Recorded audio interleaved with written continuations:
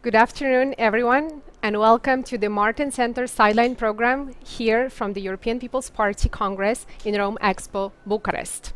This year, the Martens Center and its member foundations are very proud to present the 9th edition of Net at Work, the largest gathering of center-right political foundations in Europe. This event is entitled Eyes Ahead, Forging the EU's Path, and will consist of 7 policy debates over 2 days on topics ranging from energy policy to demography to defense to sustainability. Each discussion is co-organized by several member foundations from different member states, which will bring their national perspective into this European debate. Today we have 5 exciting policy debates for you. So without further ado, let us kick off Net at Work 2024 with a panel co-organized by the Koshkaroli Academy from Romania and the Anton Korošec Institute from Slovenia. It's entitled Securing a Sustainable Future, Navigating Between Climate Skepticism and Green Idealism, and will be moderated by the Senior Research Officer of the Martens Center, Dimitar Lilkov. Thank you, Anna. Thank you, our dear audience, for joining us live, and thank you for our online viewers for also joining us here live at the EPP Bucharest Congress. And today, in our first panel session, we will be talking about sustainability and the European Green Deal. Of course, the EPP remains committed to the goals of the Green Deal, but here at the Martens Center, we think that the new elections, the new mandate is a good time to talk about the future of the Green Deal, how maybe to reevaluate some of its aspects, and maybe to have a more pronounced European Green Deal for businesses, for our companies, and how to make sure that Europe also profits from the Green Deal. So today I'm proud that we are joined by a distinguished panel of guests. Here on my left is MEP Iuliu Winkler. He's a Romanian politician and engineer who's been a long-serving member of the European Parliament and the vice chair of the influential Committee on International Trade. Thank you for joining us. Thank you. Thank you for having me. A second MEP who's also in our ranks, Maria de Graça Carvalho, another engineer, academic, politician from Portugal. She is member also of the very important Committee on Industry, Research and Energy. Thank you for joining us. Thank you for the invitation. Thank you. Last but not least, Marko Balažić, who is famous political scientist from Slovenia, also the president of the Slovenian People's Party. Marko, thank you very much. Yeah, good to be here as well. Without further ado, I want to kick off with a general question to all of our panelists. Maybe we'll start with Ms. Carvalho. 5 years in, 2024, it's been 5 years since we launched the European Green Deal. What are the most important lessons for our political family? I think that the most important one is that we need to do this transition with people. We cannot leave people behind. They have to be part, and they need to feel part of this transition. And then when I say people, I say families, companies, industry, agricultures. They need to be part of the transition, and we need to do this transition without damaging the economy and without changing completely against the will the way of living of people. And we have done in the past important transitions. Some of you were too young or not yet born, that were quite successful. We have on water, the quality of water, the air quality. We have, due to technology, and we are engineers, we know this, we were able to clean the air. That would be impossible to live in big cities if we didn't develop the whole technology that we have now, that make possible to continue with our standards of living and increasing our economy without making the cities completely difficult to breathe. And that was due to technological development. So we need to continue to invest in research and innovation and new technologies that make possible to do this transition in a way that people continue to travel, continue to have a good comfort at house, continue to have their industries, and the agriculture continue to produce. Mainly on the agriculture, we didn't have enough efforts on the research and innovation. There is more things that we can do in agriculture, so that agriculture will have less impact in the climate change and in the environment itself, and we can continue to produce in Europe. That is so important.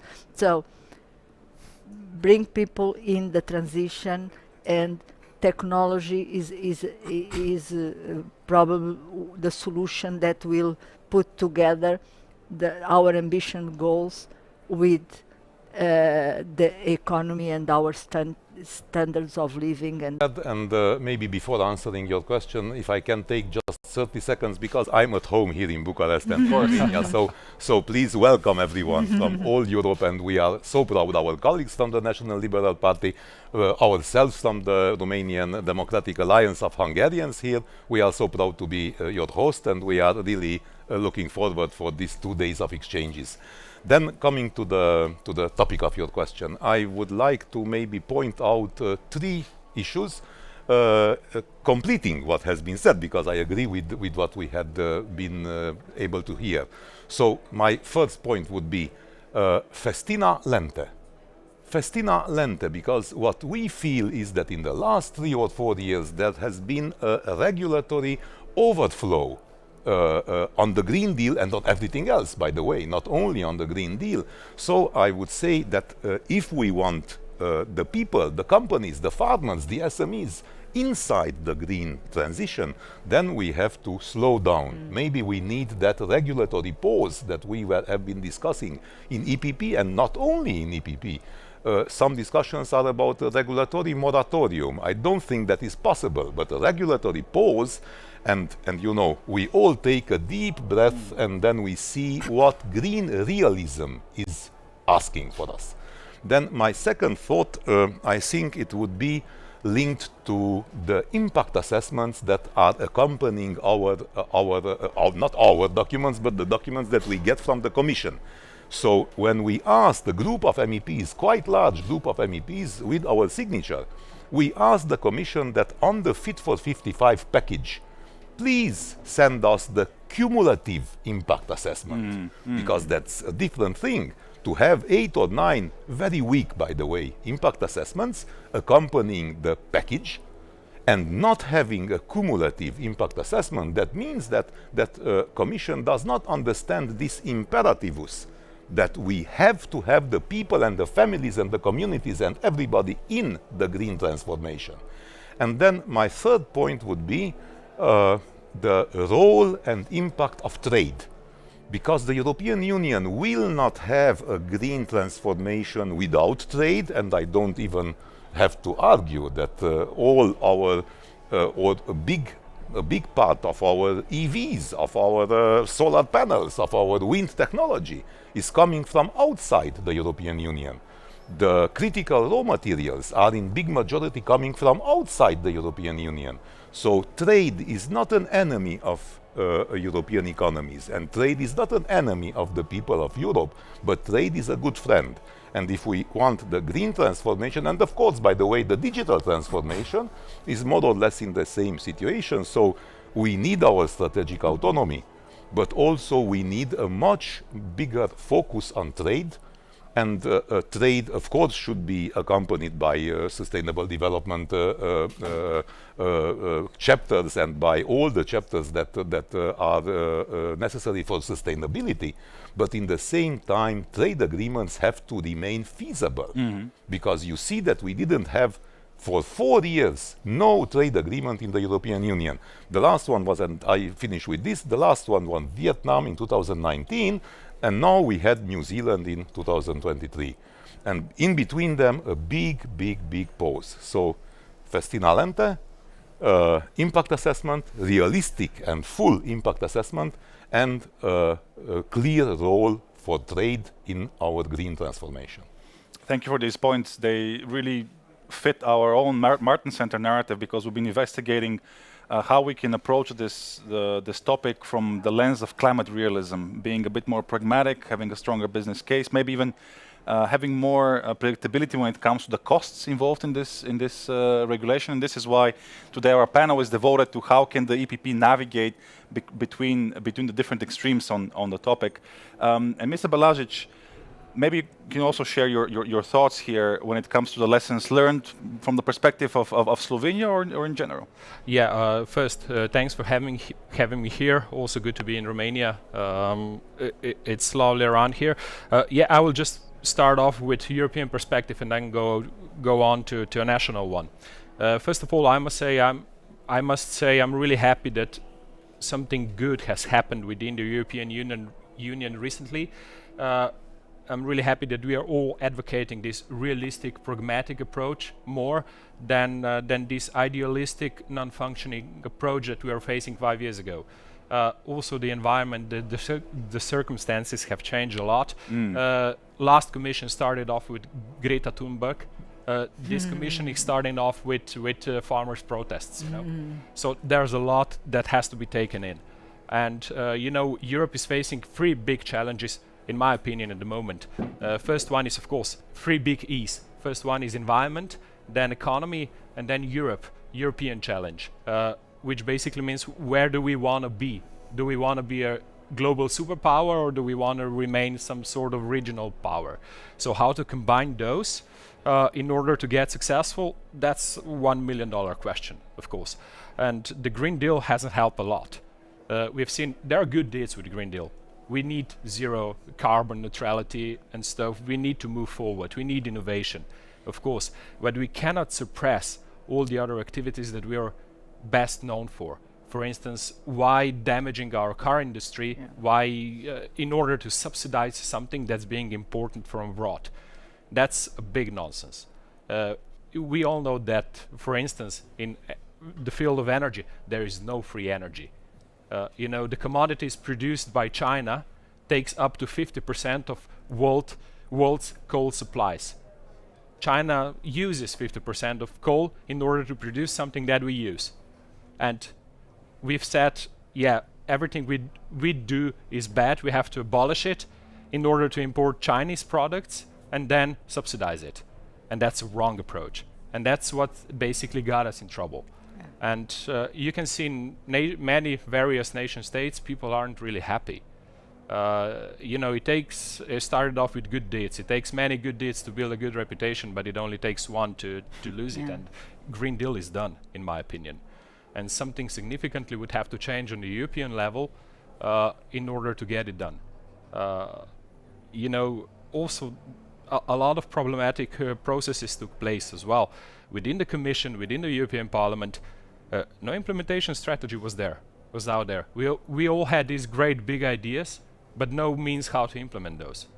And that has to change. And I think that's the only way how people are going to be persuaded to follow that new agenda. And you know, let's be realistic. Europe produces from 6 to 8% of world carbon emissions. If we stop right now everything, if we sink the Europe in the ocean, we won't do much. Because, you know, we have China on one hand, the India is rising. India's trajectory is 20 years behind China.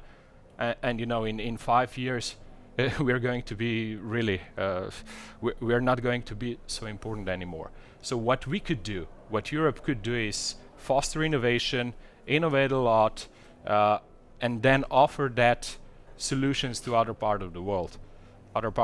And I think that's the only way. And at this moment, we could still do it. We are still the greatest economy in the world. I would say 450 million people living here with great purchase power, with great innovation ability, and we have to do it that way. Otherwise, people are going to go against it. Our standard is going down, and we won't be able to do it anymore. So yeah, that's my final point: how to remain strong, economically, how to remain strong from the environment standpoint, and how to be proud of ourselves. And that's basically it. I want to take one of your points and ricochet them to Mr. Winkler. Mr. Balažić just mentioned the 6 to 8%. Let's say 7% of global CO2 emissions come from the European Union, which means that we really have to engage with global polluters like China, like the US, Mexico, Indonesia, India. You're sitting in the International Trade Committee of the European Parliament. How can we link trade policy with sustainability, or even link it even better in the next mandate? I think if we remember that climate is global, climate does not know borders of countries or of continents or oceans or whatever else. So if climate is global and we have a climate change problem, then the solutions have to be global. So we have to ramp up also our diplomacy. And we have to ramp up, of course, our trade negotiations, our trade diplomacy, our economic diplomacy. We have to find partners. I give you a concrete example. It's about the CBAM, the Carbon Border Adjustment Mechanism. There will be no CBAM if the European Union remains alone with a carbon pricing mechanism. We have to have partners, and if it's not CBAM, they choose a different name for it.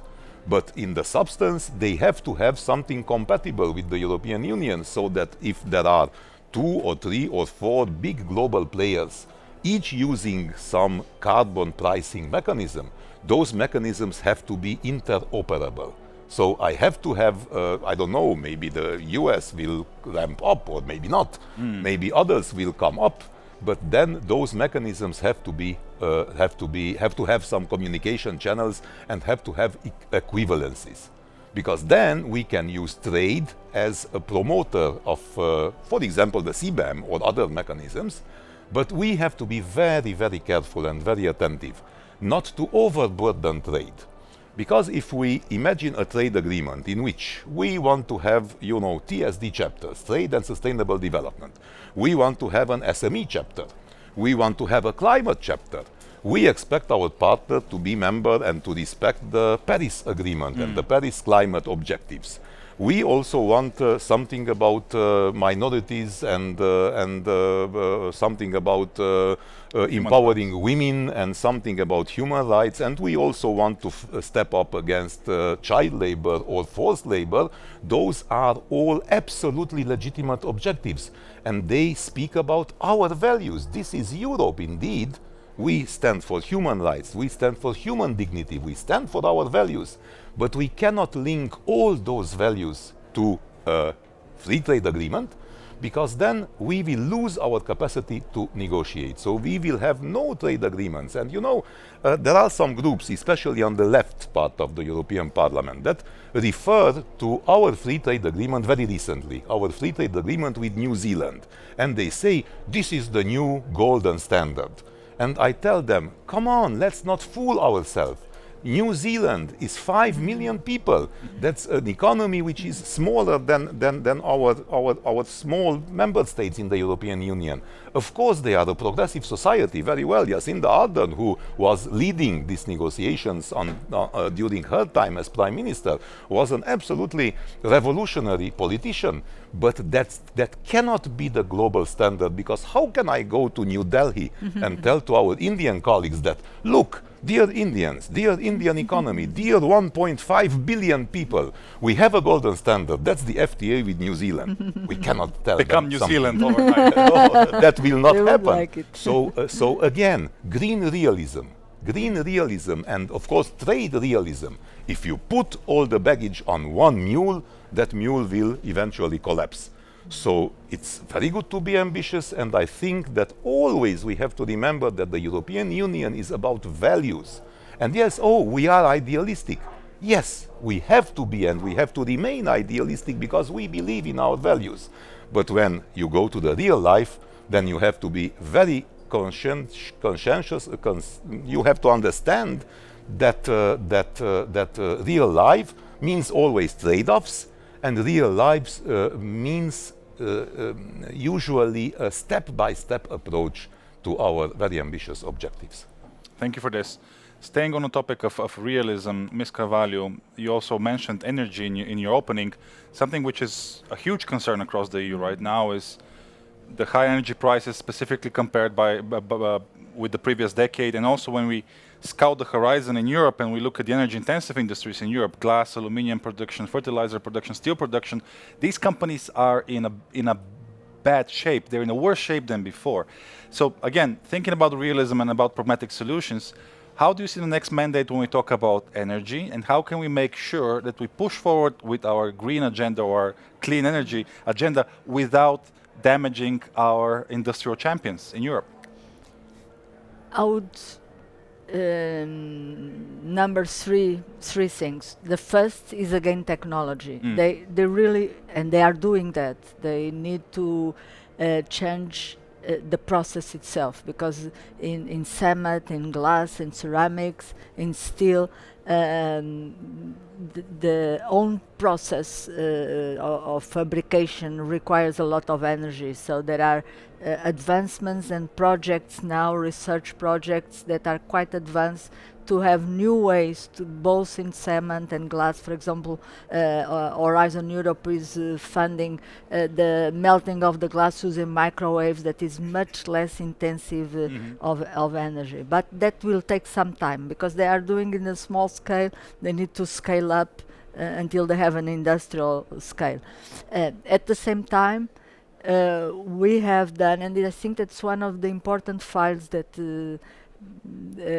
was part of the Fit for 55, was the new design, the revised design of the electricity market in Europe, where I had the privilege to be the negotiator of the EPP in one of the files and the main rapporteur of the others, and this is the line of the EPP that is there. We managed to put there the line of the EPP.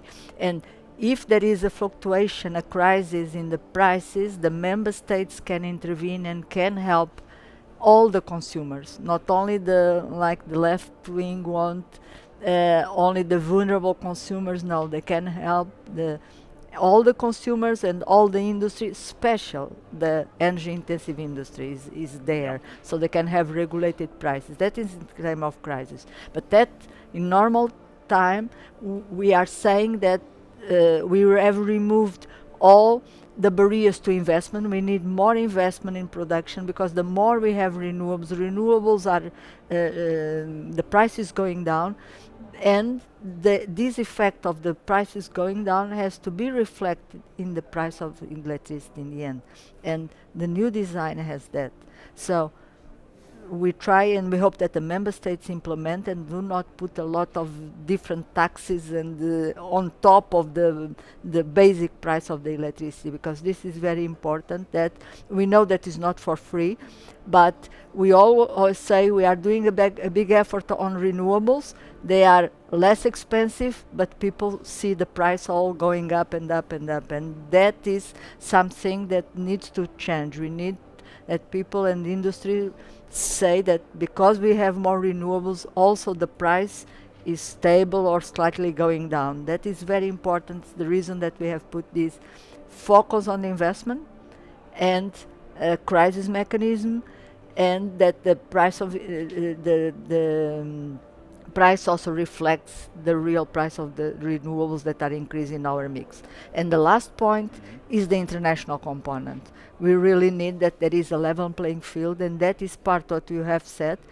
And one of the problems in the climate change, it comes also from the tradition in the United Nations negotiation that divide the world in developing countries and the industrialized countries. We are in the industrialized countries, and we have much more obligations than the non-industrialized countries. And in the non-industrialized countries, you have China that pollute much more, emit much more than us. That has changed in Paris, this philosophy, but it's still there, because it's a tradition of many years of this division of the world in two parts, the rich and the poor, and the rich has to pay the price of having polluted and in favor of the poor. And the world has changed.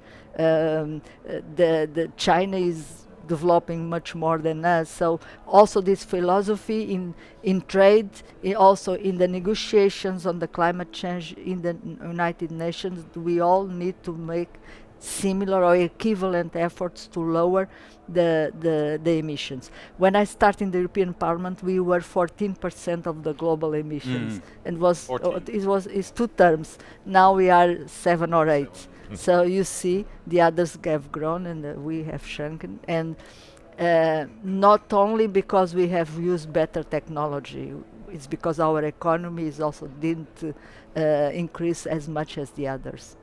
Thank you. You mentioned the different zeitgeist, the different starting point. Yeah.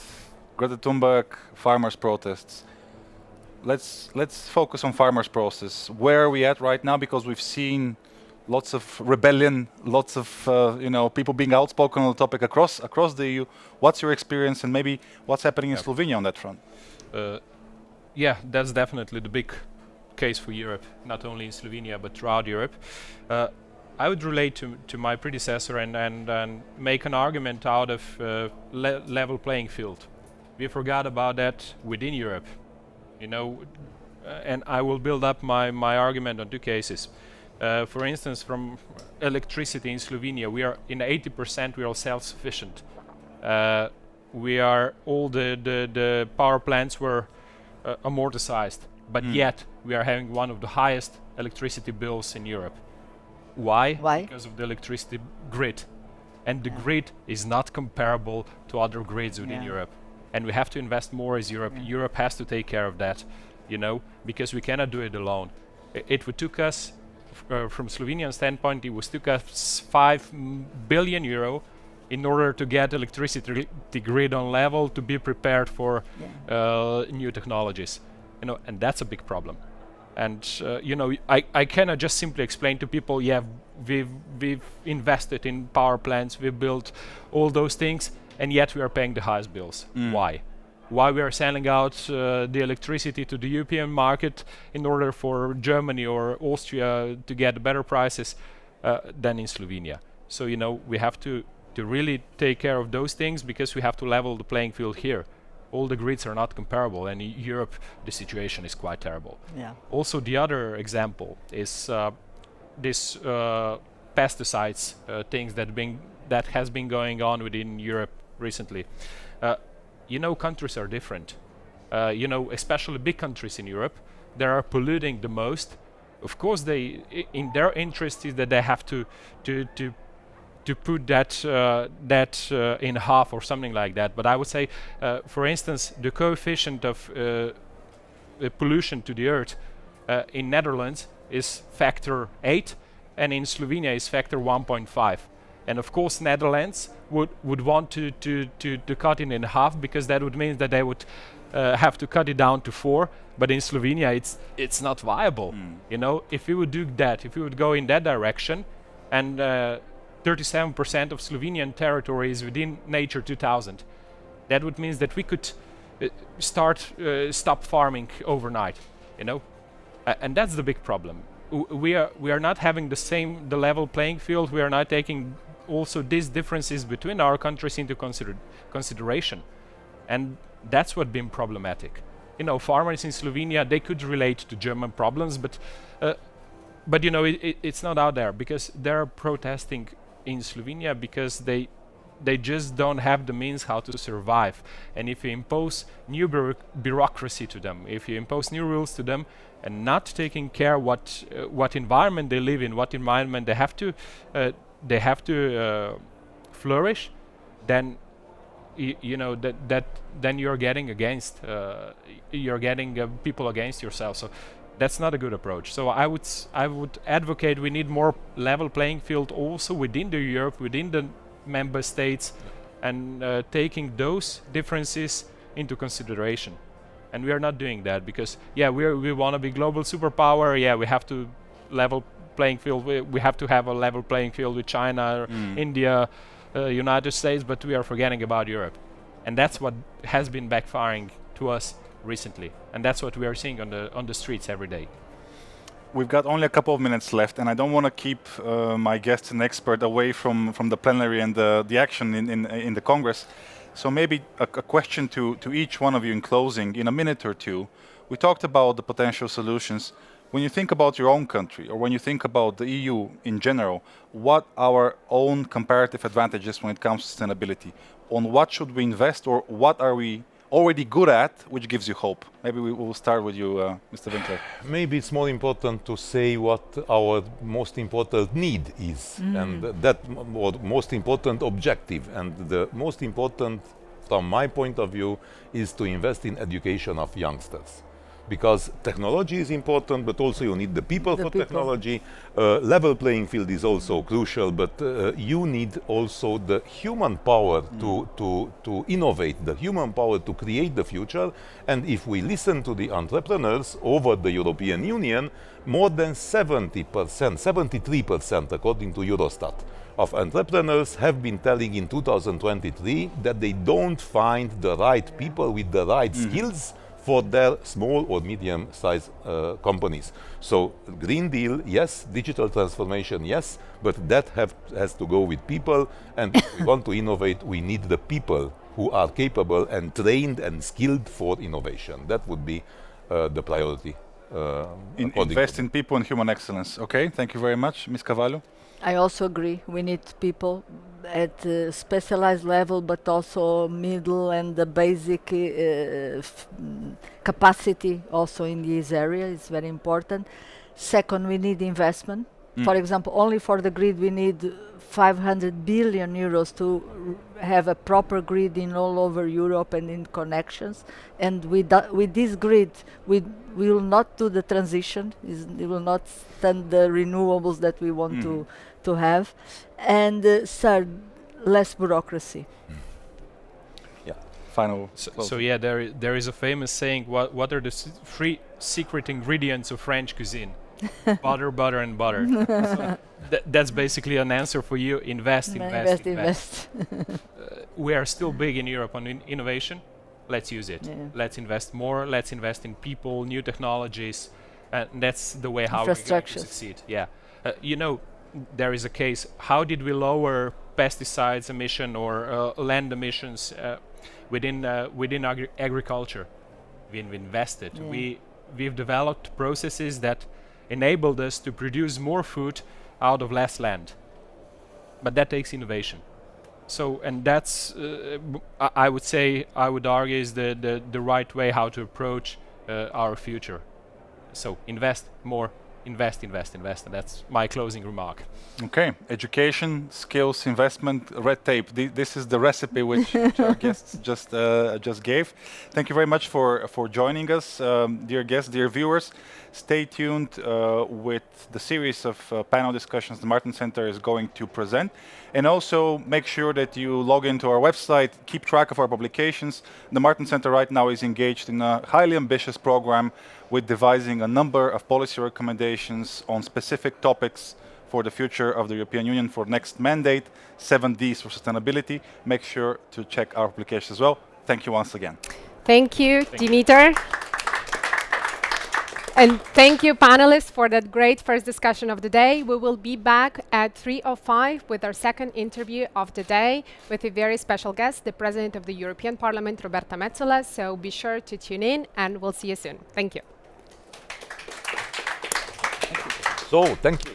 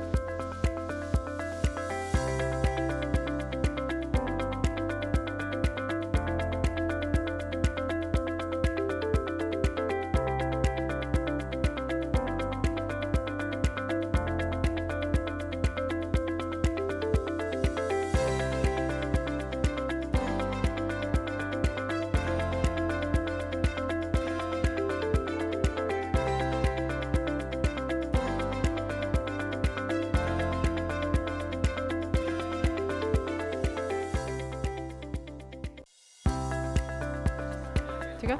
Yeah. Ladies and gentlemen, welcome back here to the Martens Center stand at the EPP Congress. So the second policy debate of our Net at Work program is organized by AZAD, the Academy for the Development of a Democratic Environment from Malta, and is entitled A Vision for Europe, the European Parliament's Perspective. Just a quick note for those sitting here in the studio with us, you have a set of headphones that is provided to you, so to hear the panel discussion loud and clear, we encourage you to use those.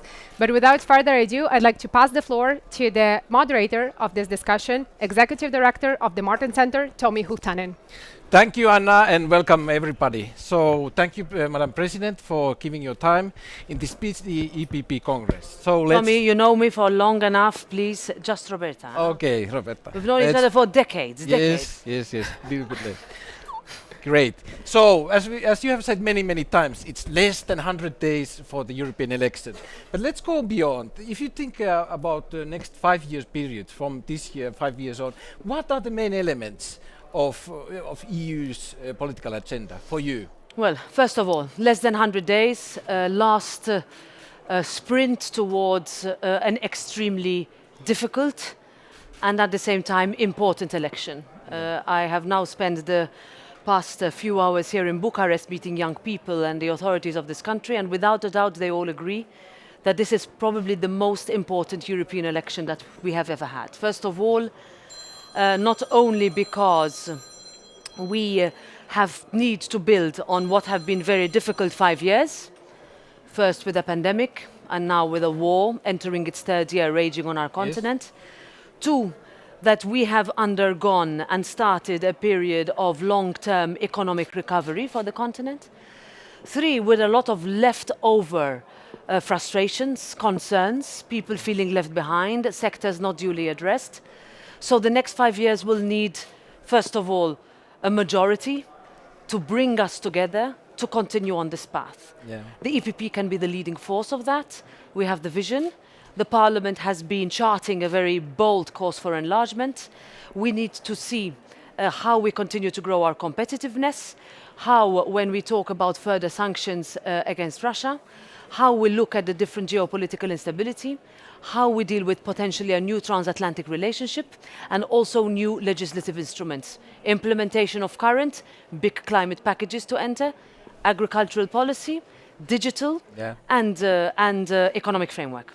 Yeah. Roberta, you mentioned the word Ukraine, and it's also been repeated many times already here in our EPP Congress. So, in context of the EU, this defense cooperation seems to be more and more in EU's agenda. So, do you think that this is here to stay? Does this change EU essentially for the years to come, or for good? Do you know, Tommy? I think Russia's illegal invasion of Ukraine on the 24th of February 2022 changed everything. It woke us up to a realization that whatever we were thinking was our strategic autonomy was neither strategic or did not make us autonomous. First of all, we were completely reliant on an expansionist, aggressive neighbor to our east. Secondly, we had not built on reliable partnerships like we are now doing with Norway, with certain countries in Africa, with Latin America, with the BRICS countries. How do we go on from that? And I think that also means that as we enter even more instability, who knows what will happen after the November US elections, when we talk about strategic autonomy today, we need to make sure that that is also our security. The European Union is not just an economic project. It is one of peace. And in order for us to safeguard that peace, we need to have a clear vision. Now, the European Parliament position is very clear for us to create a real security and defence union, which complements rather than competes with NATO, keeping in mind, of course, that some countries are militarily and constitutionally neutral, such as my own. Secondly, that we are better prepared to take decisions. We can take them faster. And that's why the new strategy published yesterday, together with effective decision-making that we have had, for example, for ammunition production, for the decisions on EDIRPA, for example. These are all subjects that will come to us, joint procurement. We have been way too slow in the past, way too reluctant, way too hesitant. I think the leadership we saw and showed as soon as Russia invaded Ukraine needs to continue with us going forward, because this is not going to end anytime soon. Yeah. The word Ukraine often is linked to the word enlargement, that discussion, and that very much is connected to the whole discussion of future of Europe and which kind of reforms are needed for enlargement.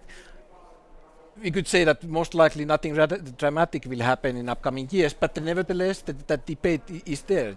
Absolutely. So how do you see that to move on? Well, I see that as one of the greatest successes we've had in the past 5 years. From a European Parliament perspective, the very first thing we did as soon as Russia invaded Ukraine was to connect President Zelensky and Chairman Stefanchuk to our Parliament, to the plenary, and with a huge majority agree that Ukraine should be given candidate status, together with Moldova, big subject, big country, very close country to Romania. In every conversation I have here, how important it is for us to keep Moldova with us. And thirdly, Georgia and the Western Balkans. Then came the second big decision, open accession negotiation. For us as a parliament, there was never any hesitation. And whoever is worried about what the next European Parliament will look like, with majorities, rise of the right or rise of the extreme left, on Ukraine, I'm not worried. I think we can still continue to have that majority for us to go step by step. Enlargement is not automatic. Each country has its own path, but it is that path that once we see, and we have been pretty impressed by Ukraine and Moldova, by our Western Balkan countries, that we need to match their speed with our own. Yeah. You already mentioned the BRICS and other continents outside Europe, and would you, and especially in the context of Ukraine, we are having new debate. So, and now currently we are very much following the debate in the United States, how the elections will go. Would you agree that also in Brussels, here in Brussels bubble, or our Brussels bubble in our way back We're home? in Bucharest now. Yeah, exactly. So that there's the need for open up the debate. For example, we launched our new platform for global debate. What does it mean in Brussels, and especially speaking about Parliament? Well, first of all, I think, Tommy, you should be really proud of what you have done with the Martens Center. You have been saying this for a very long time. Even when the Parliament wasn't saying it, the Commission wasn't saying it, and the Council was definitely not looking at being more outward. But I would not, let's say, commit ourselves to a permanent inward-looking European Union. If there's one thing we have realized, our dependence, our transatlantic relationship, our relationship with China, which is based and grown on a value set that is completely different to ours. When we talk about our African partners, we should not only talk with our African partners when it is about migration. We do not talk at them, we should talk with them. When we talk with Latin America, why is it only that we have to have a Spanish presidency to have discussions on Latin America? On Mercosur. And yes. On Mercosur, on trade deals. How long does it take for a trade deal to be concluded? Indeed. For the legal scrubbing, for the national ratification procedures. If you think how long it has taken for CETA, this is something, and I'm very glad to see in the EPP manifesto a big decision a big part dedicated to trade. And when it comes to foreign policy, I have to look towards the next 5 years. What I would ask, what we have learned over the past 5 years to be implemented in the next is coherence and consistency. Yeah. That does not mean we have to say exactly the same thing all the time, but we need to be coherent. Yeah. We were not always coherent in the past 5 years. And speaking about next 5 years, for this 5 years, evidently the green transition and Green Deal has been one of the main topic. And if we look at the polling, 3 things can be said. First of all, European population is very concerned about climate change. Secondly, they are ready to pay, but thirdly, they are not willing to sacrifice their livelihood. So there is a balance there, and when we look now polling, we can see already that the Greens will go down. We have a new composition in the European Parliament. So how do we do that balance in the EU and maybe in the EPP? Well, very clearly, for me, having the twin digital and green transitions, which is what we realized was the only way for economic recovery of our continent, coupled with substantive pieces of legislation, ETS, the difficulties that are being encountered now. Carbon border adjustment mechanism, how important that was. Social climate fund, the EPP pushed for a cushion for small businesses, how important that was. We will not manage to have a green transition unless everybody is on board, if we leave people behind. And here there is an invisible line that we should not cross. So yes, for me, it is very clear that as a political family, the green agenda has to form the very heart of what we do. At the same time, we have to build the cushions of the social and economic impact of our decisions. Find the balance. If we don't do that, our voters, any voters, young people, the agricultural sector, those who live in urban areas, those who live in faraway rural areas, will find that they have no option but to switch or find comfort in the extremes. Because if we don't hold the center with that balance that you mentioned, we will lose our voters. And the polling shows us. So I was in Finland yesterday, 2 days ago, yes. on Monday. Yes. You know, climate, number one concern, together with security. This morning I did a town hall in Bucharest. Youth unemployment. In Spain, access to housing, access for funds. How are we going to manage? These are things that we can really address, and only this group can address, because we have the ability with a vision to have a balance of everything. Great. We still have a couple of minutes for questions. So one topic which you still are working, but you were working a lot, is of course the question of immigration, which is a big topic in the EU. Now we have the Immigration Pact, and the discussion will start in the Council and voting in the Parliament. How do you think that will play out, the discussion? Well, in 2019, talking about polling, 26 out of 28 member states had migration as their number one concern. Your country, my country, every single other country, with the exception of UK and Ireland. UK and Ireland, Brexit was their number one concern. Today, if you ask the vast majority of members of the European Parliament, whom I have the privilege and the responsibility of leading, will tell you that we have no choice but to adopt the Migration Pact. We have no alternative. And how good we were as a parliament, and with 5 subsequent councils, rotating presidencies of the Council of the European Union, that we identified the 9 pieces of legislation that we will vote in April, in order for us to go to our voters and say, in 2019, you asked us to address the migration challenges at a European level. Here we are, having addressed the migration challenges at a European level. Is it perfect? Of course it's not. But if there's one thing that this pact does, and for this it will need a vote of the EPP group, the Socialist group, and the Liberal group in the Parliament, and I must very much thank all the rapporteurs and the shadow rapporteurs who worked on them, many of whom are in the room behind us today, to make sure that we have found the balance between solidarity, protection of external borders, asylum policy, and harshness with traffickers. That is the balance we try to find. The extremist forces will not vote for this package, but in the center, in the constructive pro-European majority, it is where we have found to be able to tell the citizens we have addressed your concerns at the European level. Yeah, great, Roberta. Final question. European Parliament. Now you are President of the European Parliament. How do you see in upcoming years, to what direction you would like to see the Institute to move in this EU settings and the role it should take? Well, we like to pride ourselves on the fact that if there is a little bit more power to gain, we gain it.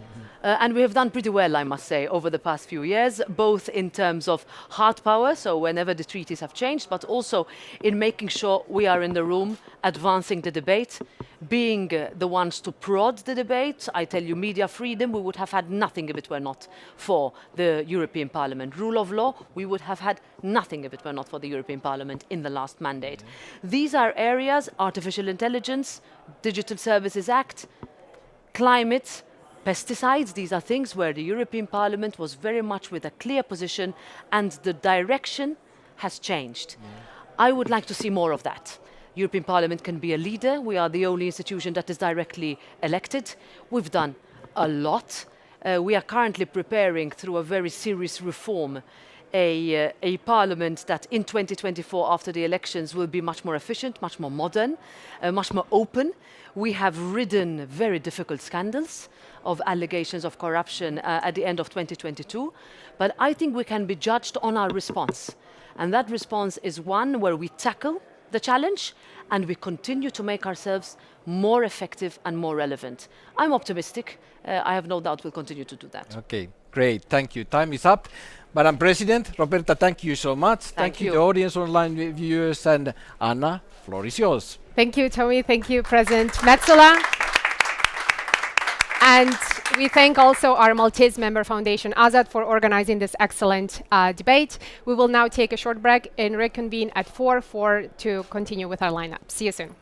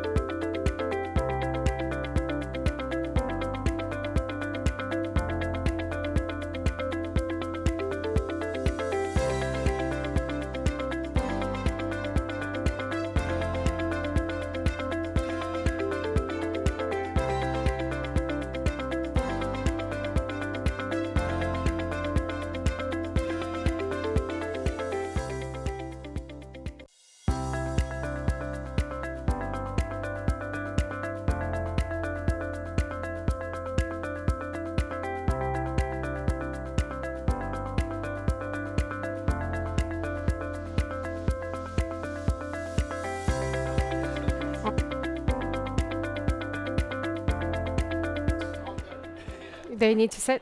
Because for the cameras? Because we have the cameras right behind you.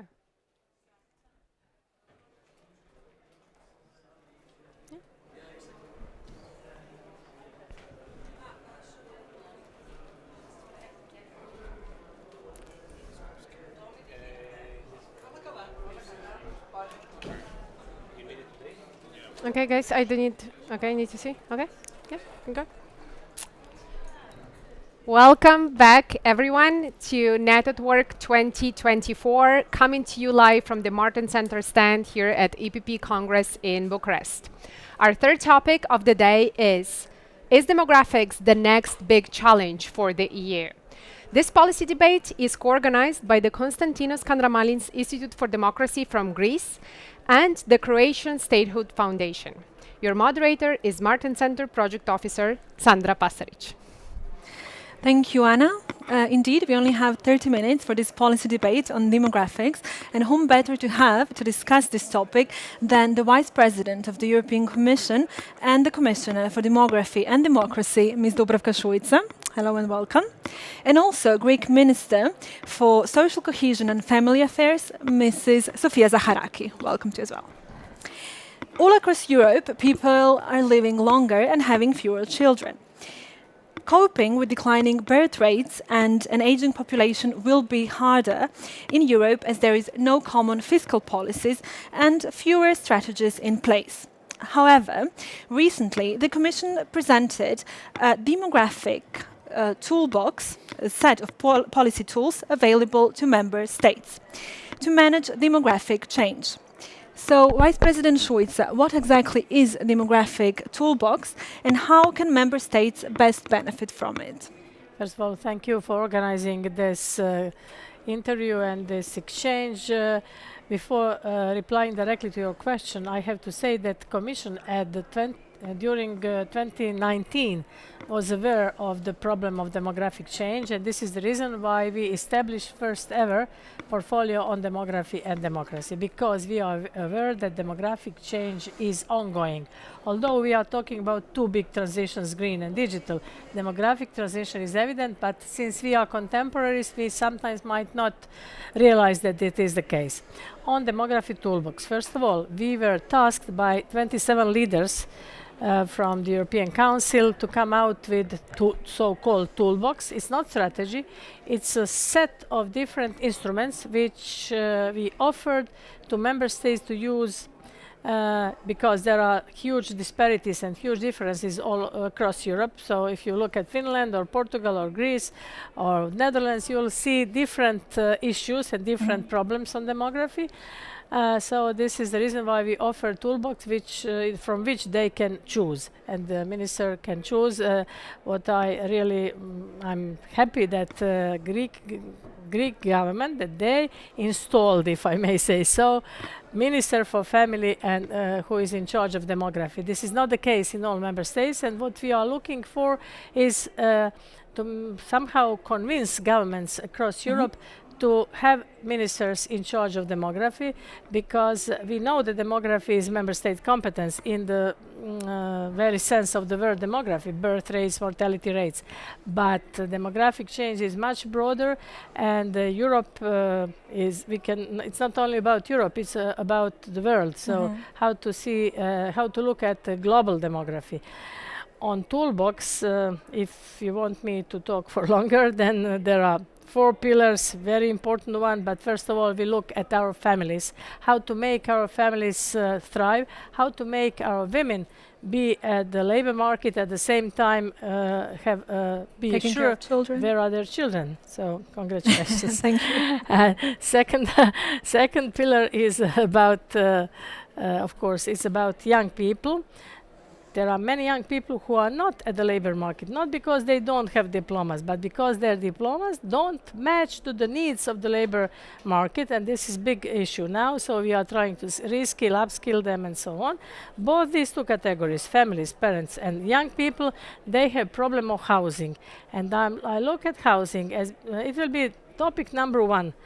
all over Europe, because young families cannot afford house or home anymore because of high prices. But this is there are different reasons which are behind this. And the third pillar is older people. When I say older, it means that paradigm of older has been changing. So nowadays, someone who is 60 is still young, and someone it could be compared when I was young. For us, 60 You're was still young. when I was someone who is 60 was old. Nowadays, it's someone who is 80.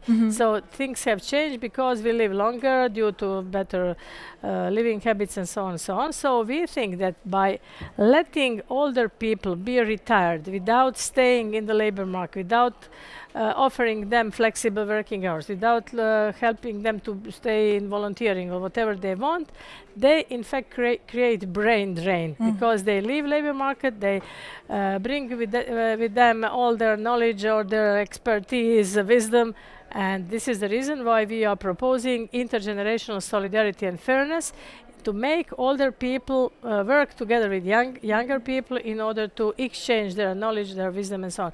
There is much more to say. There is a fourth pillar, which is not very popular now because we are approaching elections, but we are talking about legal migrations. Because without legal migrations, although we have all these three pillars, it's not enough to fill in the gaps in the labor market all over Europe. But as I said, situation is completely different in Netherlands and in Croatia or in Greece. So maybe Minister can say more. Indeed, so demography toolbox, we've learned it has 4 pillars. So I would like to know from the ministry itself, how exactly is Greece planning to implement those demography toolbox to address its own national demographic challenges? Well, first of all, thank you very much for inviting us here. It's an honor to stand again in a common panel with Commissioner Suica, because she has been an inspiration for us. And the toolbox that she has presented will be a very important paper for examination, for best practices, for everything that we can incorporate in our own corpus of the plan, the action plan for demography that will be delivered to the Greek Prime Minister upon his mandate and the directions that he very clearly gave us about mid-May 2000, upcoming May. And this will be just before the elections. The European elections will play an immense role in trying to attract the votes of the youth, attracting and actually addressing their own needs. What did Dubrovka just say? It's the housing. So housing, to start with the pillars, is one of the most distinct pillars that we have in our action plan. 2.3 billion euro has been earmarked for housing strategies, a very comprehensive, all-inclusive housing strategy by the Greek government, first ever implemented after 10 years in existence as regards the housing needs of the youth. So we have subsidized mortgages, we have renovation schemes, we have energy renovation schemes, we have housing benefits that amount to almost 400 million euro per year. So 2.3 billion euro just for the housing market. It's not enough, and a large share of the income of the young families goes to the rental prices they need to pay, and it's ever increasing. Actually, Greece has one of the largest shares of income that we have to pay for our rent, so we need to do something about that. Second of all is a work-life balance. So clearly, in this very important paper that was presented by the Commission at a very good time, and I might say, we very much stress extending the maternity leave. We have done so. We have legislated in Greece. We have extended this to a period of 9 months, and even correcting an injustice that was happening between public sector and private sector. So now self-employed women that work in the private sector, female farmers can enjoy a 9-month period of paid allowance that we have increased, so they can enjoy the first months with a baby, not having to worry about going back to work. Even more, strengthening the labor laws in order to lift this insecurity that is very much persistent also in the private sector. Third pillar, of course, very much coincides with the local and regional development. I heard Mrs. Suica talking about that in a panel discussion we had in Athens, and she was so right about that. You cannot be talking about demography when you're not intensifying your efforts in order to decentralize people in a way, if we can use this.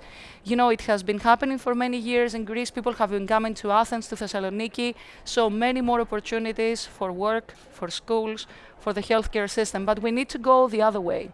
It's not putting your ducks in a row. You need to take the ducks back to where they were before, and trying to help with the development law, trying to help with, of course, the new programming period with the RRF in order to empower those regions and attract young people again.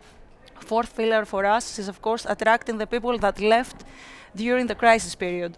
So we have a brain drain that amounted to more than 500,000 young people aged 25 to 45 live in the country, having their family now very far away from Greece. So we have more or less attracted about half of them. 250,000 people came back, so we need to keep intensifying our efforts to get them to come back, as many as they want, in order to have a freedom of choice. And we're talking about an aging population. We have had decline in birth rates, more than 10.8 decline in birth rates between 2022 and 2023. So we will see this ever happening, because you cannot actually reverse the trend that easily. You have to smoothen it out. And those aging population needs to have an active and a healthy aging. So we're working with the European Commission for a TSI, for lifelong care, in order to get these people, to get them be active, exactly as the Commissioner said, get them back to work. We have legislated in order to have the pensioners after the age of 67 come back to work, receiving the full pension and be able to enjoy from their experience that they have had, and it's very important for us. So Toolbox is very important. It has given us a very clear guideline, and we will keep to that. Thank you. It seems indeed that in Europe, people are still not aware of the implications of demographic change, especially economic implications. You mentioned migration, so I don't know if you would like to touch upon a little bit because there are some member states that they see it rather positively, other rather negatively. So what could mean literally migration for workforce and current social cohesion of the European member states? The reason why I said that it's very sensitive, since we are approaching elections, is because there are different positions towards migrations in different member states. We are talking about legal migrants. We are talking about talent pool. We are talking about how to fill in our labor market, because we are looking now at demographic change from the angle of competitiveness. So Europe wants to stay competitive, but we cannot stay competitive looking at China, looking at India, looking growing markets, looking at also our allies, United States. So what are we going to do? So we have to import people to fill in our labor market. First, we took these three pillars: youngsters. This is gender element when I was talking about families. Older people stay longer, and this is not enough again. So what are we going to do? We have to attract talents. We have to attract newcomers. So this is because there are big, huge disparities, not between member states, among member states, but also between regions. So there is no need to mention brain drain again, but there are three different moments. One is people leave from eastern or southern part of Europe to western part or northern part. Then, for example, in Spain, people leave from villages, whole villages are empty, to metropolitan areas. And then you have third element, global dimension of demography. So it's not easy to somehow manage all these three different issues, but what we are proposing now, and this is maybe the moment to say this is also said in our manifesto, which will be accepted this afternoon or this evening. Although we know that demography is member state competence, but we see that each and every member state cannot solve the problem alone. Although what I saw and what I hear from Greece, it's music for commissioners' ears, because what we are doing on a general level, you can see implemented on the ground. So thank you very much for this. But what I wanted to say is that we see now that there is a need to establish resources, a body, in the end, agency, European Agency for Demography, in order to help member states, to help governments how to deal with this phenomenon. I'm not talking about myself and my cabinet and my members of cabinet. I'm talking about experts who would work in this, be it institute, be it whatever agency, to help member states. And this is something which will be adopted this afternoon, hoping that member states will little by little realize that we need such an institution at European body, knowing that according to the forecast in 2070, we Europeans will be only 4% of the world population. At the same time, we want to be leaders in everything. So, okay, we can lead with the help of robotics, with the help of artificial intelligence, but without human capital, without human beings, we wouldn't be able to stay that competitive as we are at the moment. So this is the reason why we are trying to address and to anticipate the trends. But of course, there will be many discussions on this. For sure. So in light of this declining birth rate and also an over-aging population, what is actually social policy, what role do they have according to your own experience, not only in fostering family planning, supporting for young families, but also in ensuring the well-being of across all age groups, because we've learned also from the Commissioner that it's important also to ensure well-being of the elderly, of the youth. So what role does the social policy indeed play? Number one, let me just start by very strongly supporting the idea by the Commissioner about the agency. It's very much important that we have this common, let's say, commonly accepted values, ideas and policies that are going to be monitored. It's an enabling process and a journey for all the member states that have not really abided by the whole principle of installing a demographic policy for many, many years. I think they're starting to realize that we need this. So we very much support that. And I've told you before, we're going to be very much, very strong advocates for that.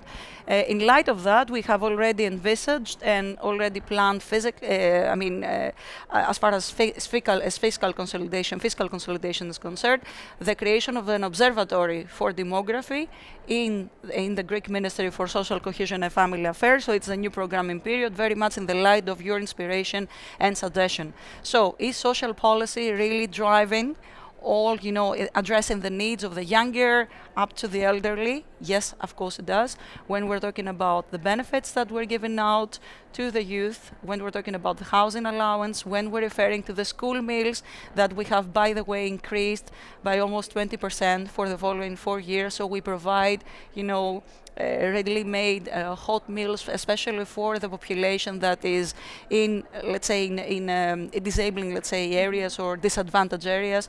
When we're talking about all the birth allowances that we have increased by more than 40 or 50%, depending on the number of children you have. If you were in Greece, you would get €2,000 for the first child that you have. Now it's 2,400. Of course, we're not addressing all the needs of a young baby, but we're trying really to help with the increasing needs of the first months, let's say, of a young family. And then we're moving on to the housing policies. And then we're, of course, addressing what I said before, the lifelong care. So we have an aging population. We are one fourth of our population is over 65, and this will be ever increasing. What do we do about these people? First of all, we're providing them with skills that maybe they have not acquired until now.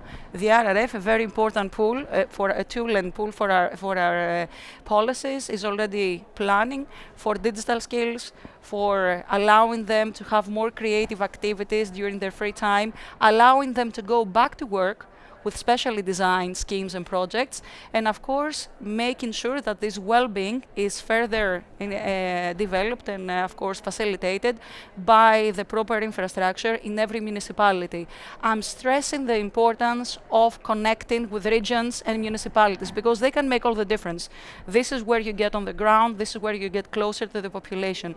So in this effort, regions and municipalities are intrinsic and of immense importance. That's why we have addressed an invitation to them to contribute to the action plan for demography, because we cannot really do it without them.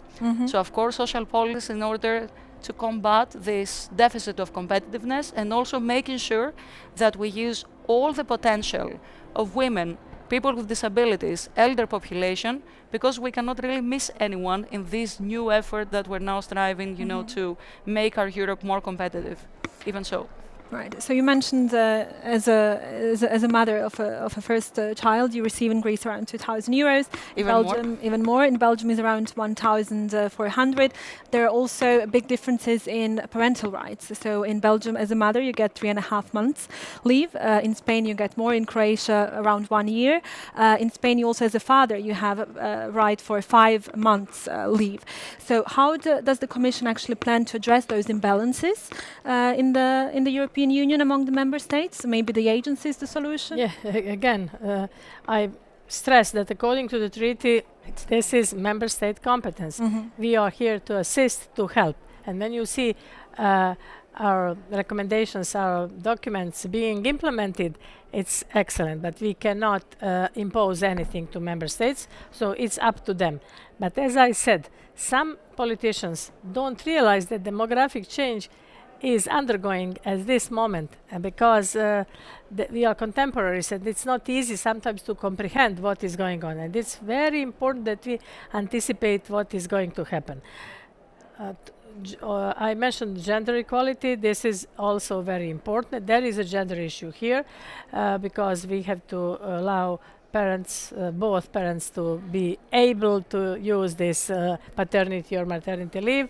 It depends on member states. As you mentioned, in Croatia, we have almost 12 months, which is the best. But this is not enough because we lost 300,000 citizens as of 2013.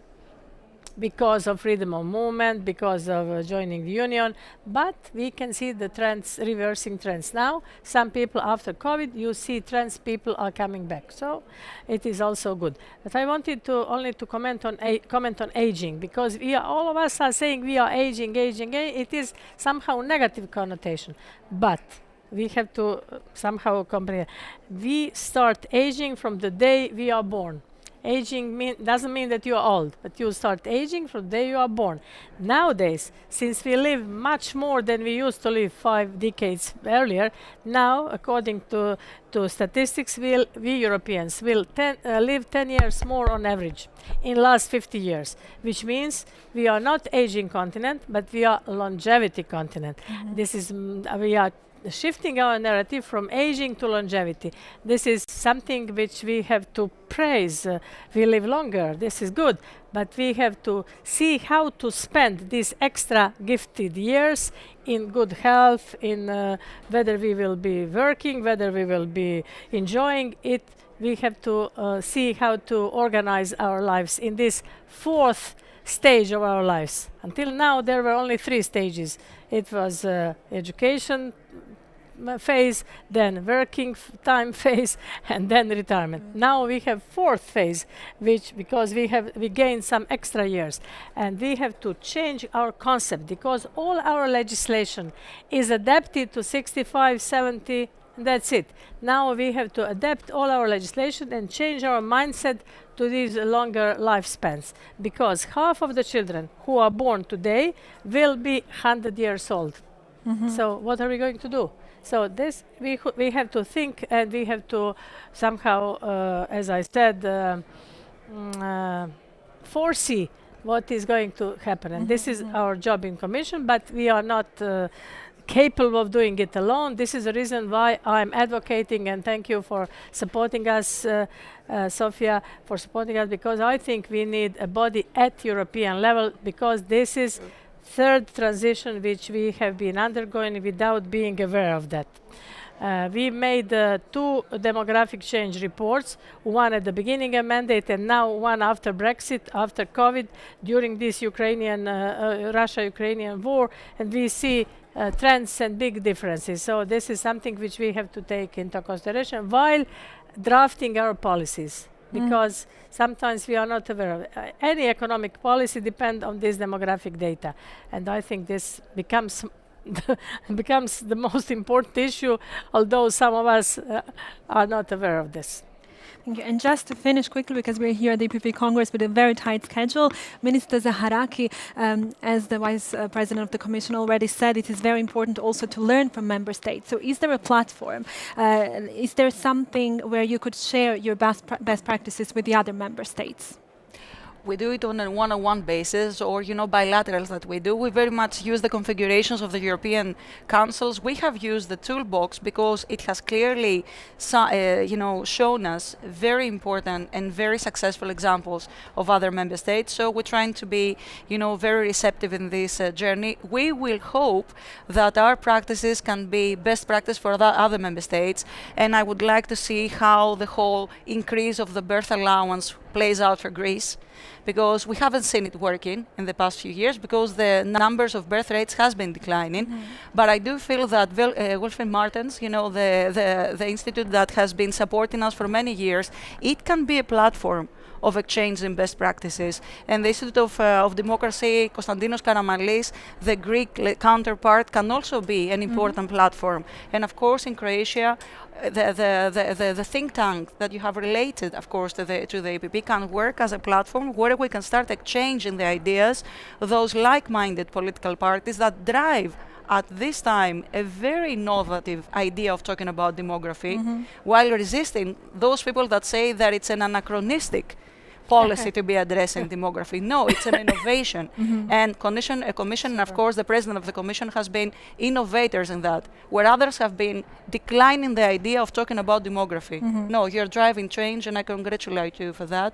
Really. And I really mean what I say. And this policy debate also, as you mentioned, from us, from a member foundation, as the member foundation of the EPP, is also encouraging to this debate, discuss, and a positive change. Thank you very much, Vice President of the European Commission, Dubravka Šuica, and Minister Sofia Zaharaki for joining us.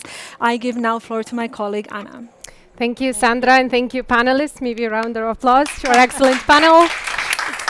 Thank you to our audience and our online viewers. We will now take a short break. We'll be back in 30 minutes at 5 o'clock for the next policy debate of our program. See you soon.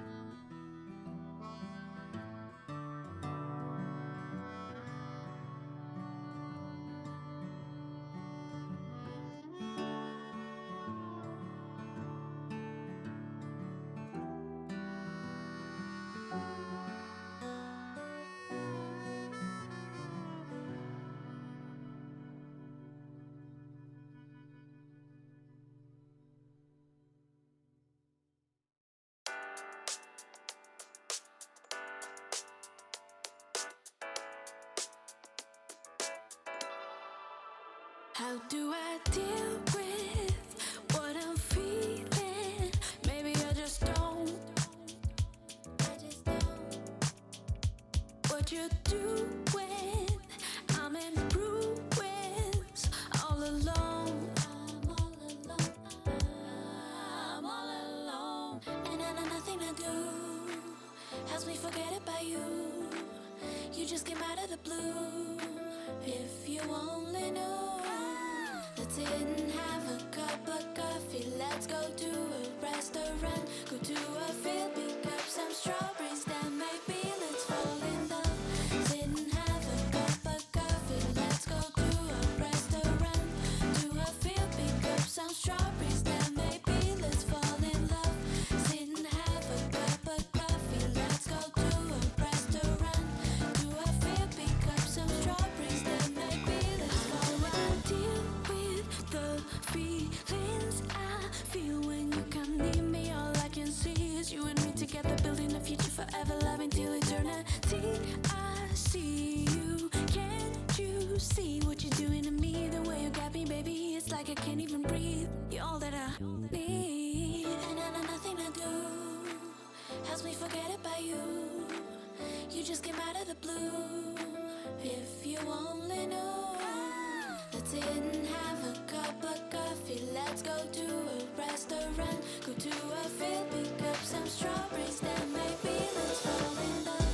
Sit and have a cup of coffee. Let's go to a restaurant, to a field, pick up some strawberries, then maybe let's fall in love. Sit and have a cup of coffee. Let's go to a restaurant, to a field, pick up some strawberries, then maybe let's fall in love. And maybe let's fall in love. Then maybe let's fall in love. Then maybe let's fall in love.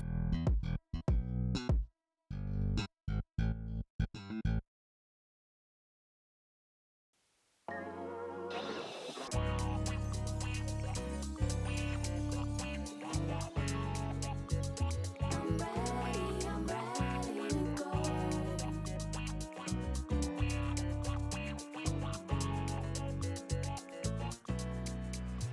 Today I woke up feeling pretty good and feeling like I should go out on a run. Don't know where, I don't care. Put my headphones on and played my favorite song and drifted off to a different space. A different time and place. It's a feeling I can't ignore. It comes knocking on my door and I'm ready, I'm ready. When those bad thoughts find their way, I'ma slam the door and say, I'm not here to play.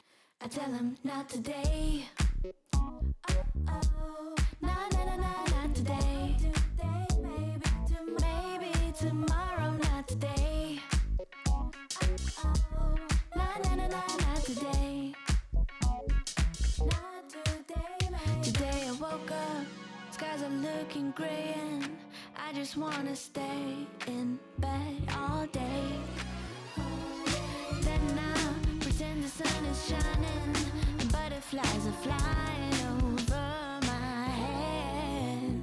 It's a feeling I can't ignore. It comes knocking on my door and I'm ready, I'm ready. When those bad thoughts find their way, I'ma slam the door and say, I'm not here to play. I tell them not today. Oh, nah, nah, nah, nah, not today. Maybe tomorrow, not today. Nah, nah, nah, nah, not today.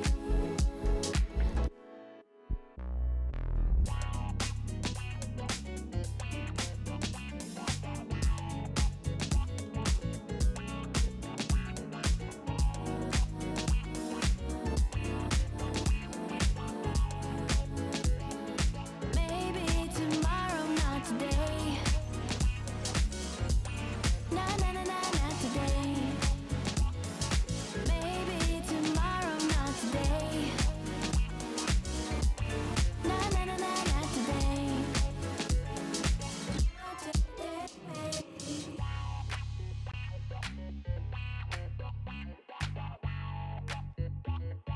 Maybe tomorrow, not today.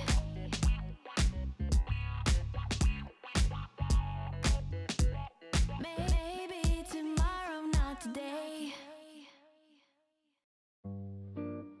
It is time, it's the perfect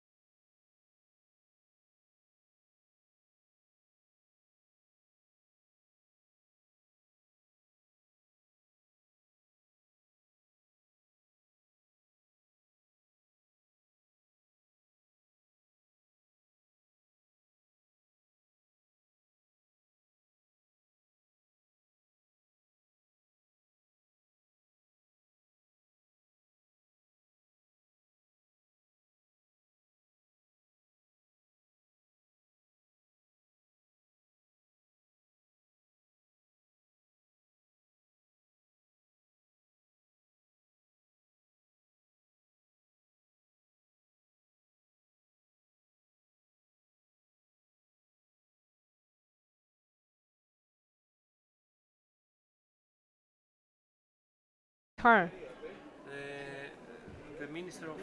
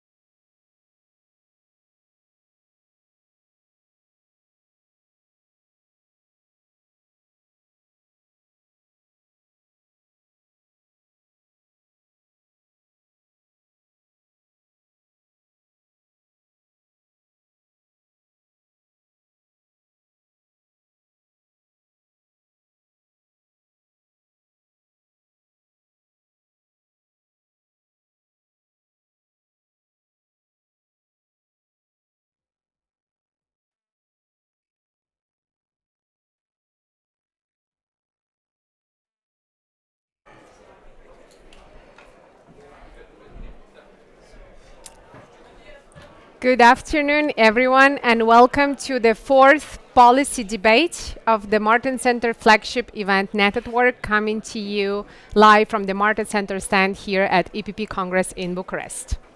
We are about to dive into the topic of labor migration outside of the bloc, challenge or remedy. This panel is co-organized by our Belgian member foundation, CEDER, and our Spanish partners, Reformismo 21.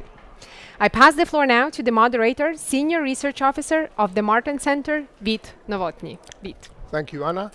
Thank you for giving me the floor. Welcome everybody who's with us in the room and everyone who's watching this event online.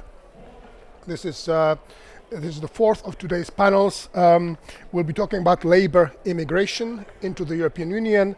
I'd like to welcome our two speakers, Annelies Verlinden, Minister of Interior, Institutional Reforms and Democratic Renewal of the Belgian government, and Dolores Montserrat, MEP, Chair of the Petitions Committee and Vice Chair of the EPP Group and member of Partido Popular in Spain. I will start by asking a question of strategy. We have the situation when employers in the European Union are increasingly looking for a workforce. There are thousands of hundreds of vacancies across the European Union. Now, to what extent is immigration from outside the European Union an answer to this problem? Minister Verlinden. Yeah, thank you. I think there are several elements that I wanted to highlight. First of all, there is far more need for labor force on the Belgian labor market. In the first place, we're looking at activation of the existing labor force in our country. We have a high labor rate in the Flemish region, but for Brussels and the Walloon region, we need some activation. Also, in order to be able to keep social security payable and affordable, we'll probably need to ask people to work longer. So that's also part of the story and the strategy of the position we believe in. That being said, we see that in general the population are declining, that we can only keep up with actual level of population through the migration or thanks to the migration. So we do know and we realize that we will need some new workforce also through migration, but we want to do it in a very considered way, a very dedicated way, because we feel it's important for the position of the migrants themselves that they can become really integrated. So I don't know to what extent I can already answer your question. We are trying to use the structured channels for that labor migration, as we already see some Dutch, Flemish-speaking points of contact in some countries by having languages skills before people arrive in the country. Not only because we think it's important to understand the language, but we do feel that for their own position, communication with the employer, also communication with the government, the understanding and knowing labor rights, it's important that they do understand language, but also can integrate very smoothly. So for their own socio-economic position, that's important. And so of course, we embrace very specific profiles. We do know that with digitization, innovation, we will need some new profiles of labor force. So we are also looking abroad, but we need to do it in the interest of the people themselves in a very dedicated, specified way. I will have a quick follow-up question. Do I understand correctly that the Belgian government is doing targeted recruiting outside Europe and teaching, well, you mentioned Flemish, to the potential candidates for jobs in Belgium? Well, that's the idea. We have some projects and some ideas already. Of course, there are some countries abroad where Dutch is also known or very close to the mother tongue, like South Africa, for instance. So we're looking at these projects. Suriname, for instance, is a country where they speak Dutch already, and so it facilitates. But if not, of course, like some nurses coming from countries where Dutch is far from their mother tongue, but it would be helpful to already follow some classes over there, and when they come, they can be more easily, more smoothly integrated. And part of the position of my party as well is that we try to look for additional classes in the weekends to make integration as smooth as possible. Okay, thank you. What is your view, Ms. Montserrat? Yeah, thank you very much. For me, it's a pleasure to be here with the Minister of Belgium and us from Spain. So, you know, North and South. And thank you to our President of the Reformist Foundation from Spain. First of all, perhaps I want to make a question where we are. So we have to say that Europe is an aging continent with a shrinking working age population expected to fall by 18 million over the next decade. In addition, changes in the skills required by European Union labor markets in the last decade show a growing demand for higher skilled workers on 23%. So we need. But as the politicians, I think that the second message, this is the reality where we are. But the second message for me, it's important, it is to say, we as the politicians have a big responsibility in this migrant issue because we have to distinguish between labor migration and illegal migration. You know that we are from the south, and we know that now in European Parliament and Commission and the Council we achieved the European Pact migration. So we about the illegal migration, we have to say that we demand orderly, legal migration linked always with employment.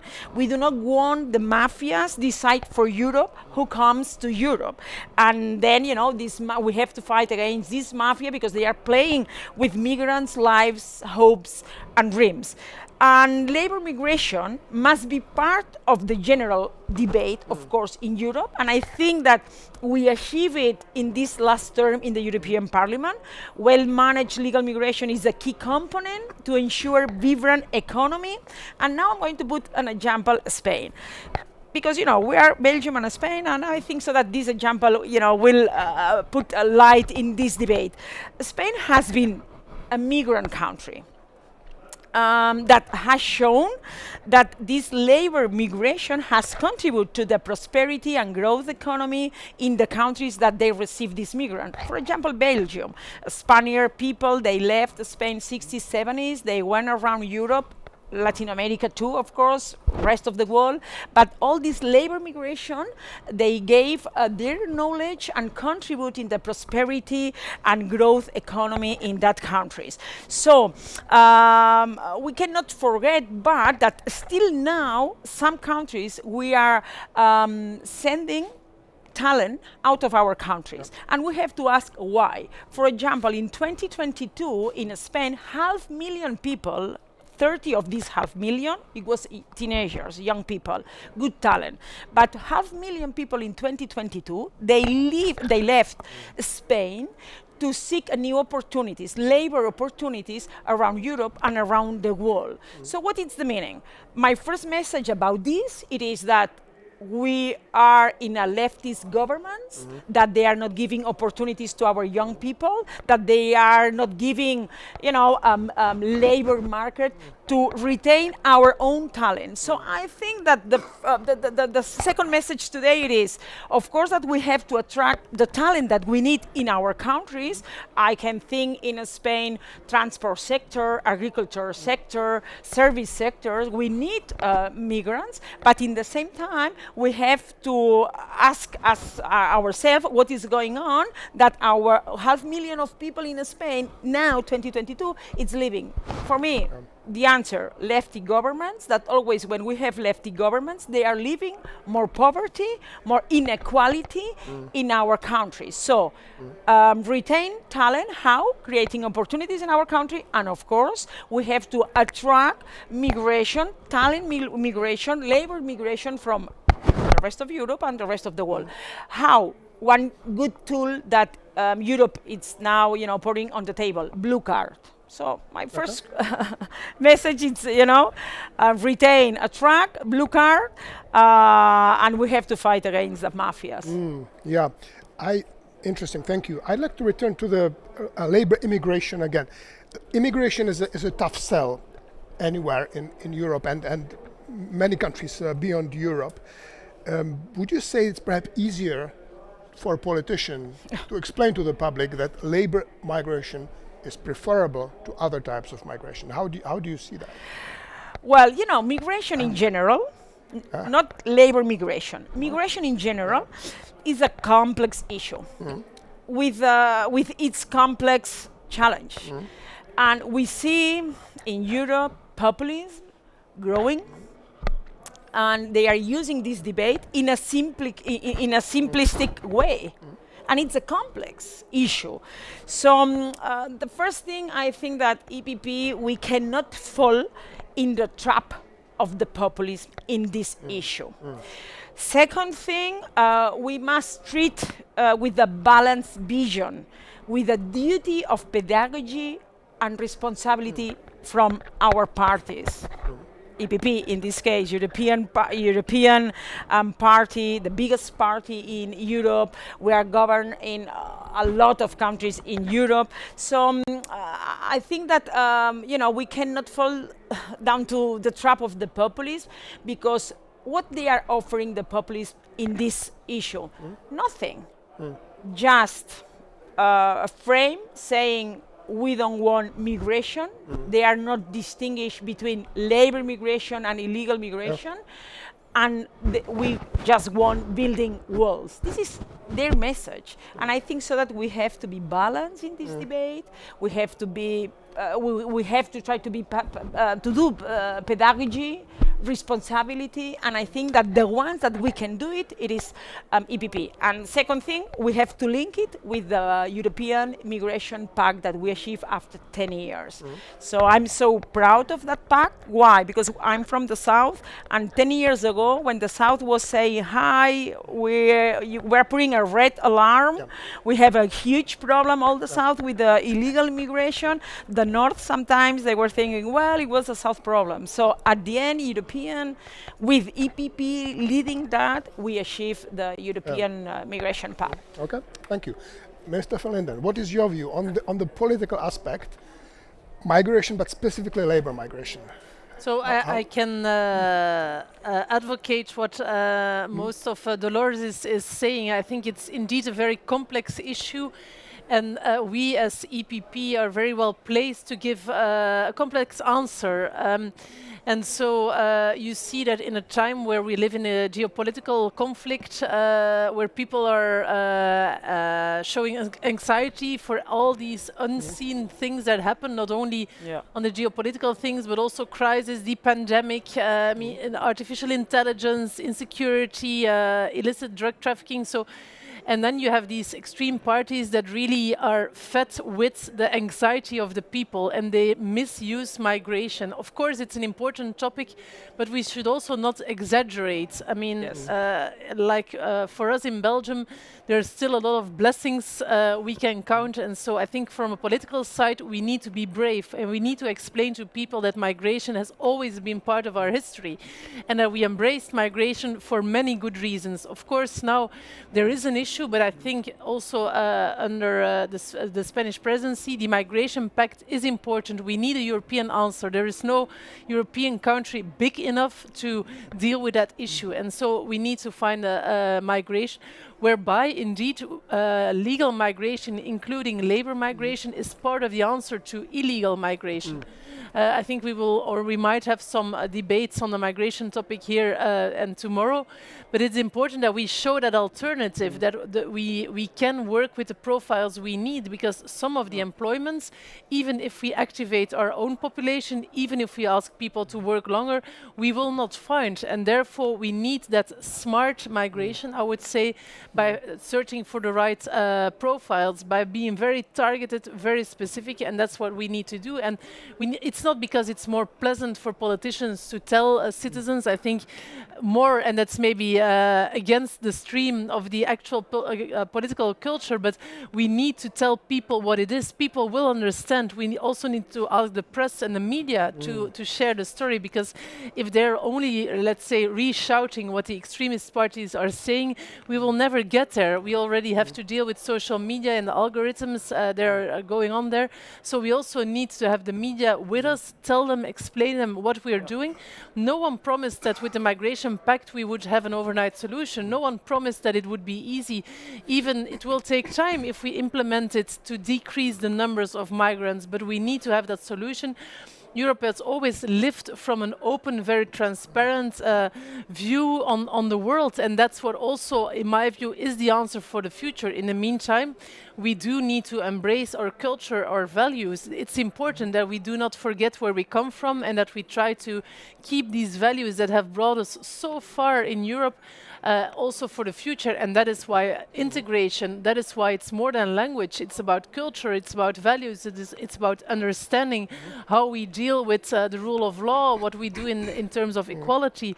But as for so many things, also for European citizens, labor, having a profession is part of your fulfillment. I mean, if you have the pleasure to do a job that you're passionate about, I mean, that's part of the story of your life, and I don't want to exaggerate, because family and friends, of course, it's important, but if you have a ticket to a culture, to a structure, to an organization through labor, that's part of the story. So yes, I think we will need labor migration, and we need to tell people, but we need to do it in the right way. And of course, we have seen in decades, in the 50s, in the 60s, migrants coming through some parts of Europe, but maybe I think we have learned in the meantime how to do it better, how to integrate better, how to have a diverse and embrace a diverse culture, and that for me is the way to go, because I mean we cannot build a wall around Europe. That's impossible. We cannot build a wall around Belgium, and we do not want to, because we live from openness. We have negotiated under the Belgian presidency Schengen. I mean, that's one of the main achievements of Europe. Citizens, businesses, they can just freely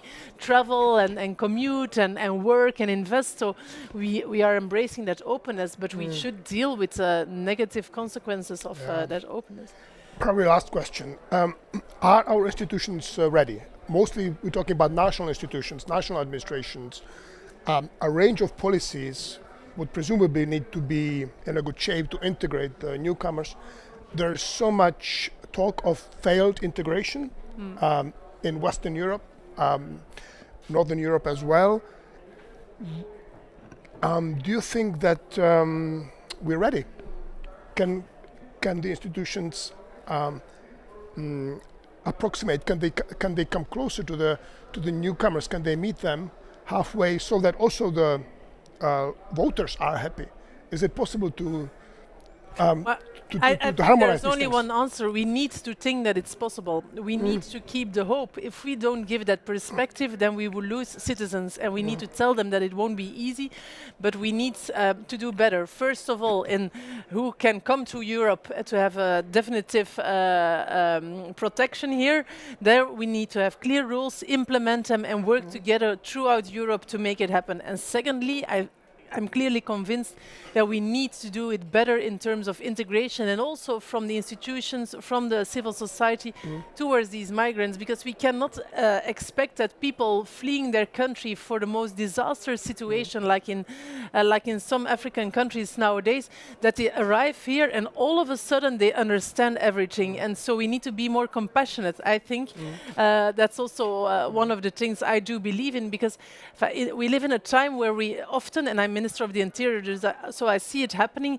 We fight the fire when it's there. We fight a crisis. We're in the midst of the urgent situation, whereas prevention is so important, and that's also true when it comes to human beings. When it comes to citizens, we need to do prevention. We need to invest in these youngsters, tell them that a legal career is far better than an illegal career in some drug trafficking or whatsoever. But we should also be realistic and know that not all people come here with the same background, with the same chances, and I sometimes have the feeling that we don't dare to say it anymore, because we're on the, let's say, pushed by the extreme parties. We say, well, we also only need to be stricter and stricter. I'm not convinced that that's the answer. We also need to be compassionate about people that, rightfully so, if we give them a permanent title, a permanent status, that we accompany them through their integration process. Thank you. Ms. Montserrat. Well, perhaps in this case, I'm going to explain a successful case that is Spain with Latin America, for example, because, according to the data from last year, 2023, half of the employed people foreign origin in Spain are Ibero-Americans. So Spain's link with Latin America are obvious. We share language, religion, traditions, culture, but human ties. Because, our grandparents, they left Spain in the last century, they went to Latin America, and now the sons of that grandparents, they are coming back to Spain. So this is, I think that an incredible example in Europe, because we committed to integrate all these citizens, because we feel them as our brother and sisters. And of course that always I'm saying that we have to link this labor migration with employee. We cannot say, well, everybody is welcome with the employee, the work, the job, which talent we need. And this is the reason that I think so that not just the European Pact for Immigration, but the blue card can help so much. It's a good tool that Europe has to use more.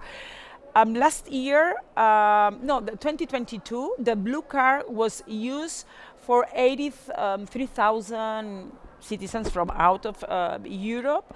It's to bring talent that we need in Europe. 77% of this talent went to Germany, and then the second country was Poland with 6%, and then France and Italy with 5%. So I think that we have to learn and we have to improve the successful cases. Spain is a successful cases with Latin America. Portugal, I can say that it's a successful cases with Brazil and and Angola and Mozambique, and then we have to use these tools that gives the European institutions as the blue card. And we cannot be hypocrites. I mean, in the sense that, okay, let's do every year which talent we need. In Spain, we are needing a lot of workers in agriculture sectors, a lot of workers. And years before, we solutioned that with the permissions of 8-9 months in Spain, and then they had to come back to their countries. So I think that this blue card can help not just in talent, high talent.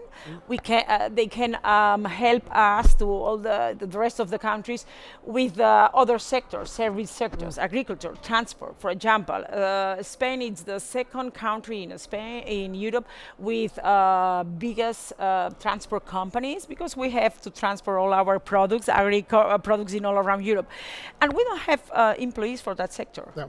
We don't have it. So how we can manage that? But in the same time, in our country, we are sending talent out, like nurses, like doctors, like a high talent, because in Spain we don't have opportunities, because we have a lefty government that always they leave us poverty and inequality. This is the real truth. So I think that let's to do not be hypocrite. Let's be united. Let's use all the tools that we have. First, pact of migration in Europe. Second, the green card. And third, to take these good examples that we integrate very well these people. But always labor migration linked with employment and legal entrance in Europe. And then, to do not leave alone the local and regional governments. In Spain, for example, now it's in all medias, Canary Island, full of illegal migrants, that the mafia is using them, that they are using them. And now it's a big chaos in Canary Islands, and the national government, they are not doing anything for that. So we cannot be hypocrite. We have to manage very well and with a balanced vision, of course. Thank you for that. Just for those who are not specialists, the blue card is an EU instrument that allows EU-wide status for highly qualified migrants and allows them to move between countries if they reach a certain salary threshold. With that, I would like to thank our speakers. I can assure you and those who follow us online that the Martens Center is working on these issues, on the bigger demographic puzzle and how migration fits into that puzzle. Thank you very much, and I hope to see you again at one of our Martens events. Thank you.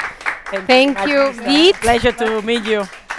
Thank you, our panelists, for the excellent discussion, and thank you to our partners, Reformismo 21 and CEDER. We will be back at 6:30 with the last panel of the day on EU energy policy.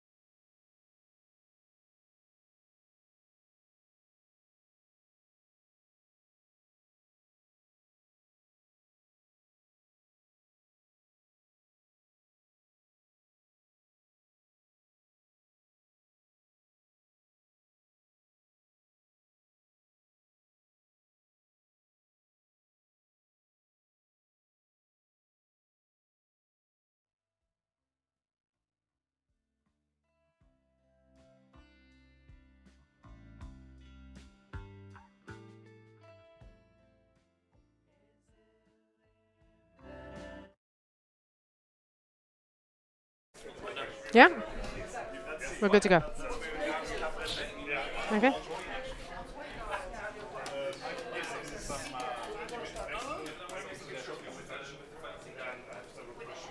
Okay. Okay. Good evening and welcome to the last policy debate of this first day of Net at Work, coming to you from the Martens Center stand here at EPP Congress in Bucharest.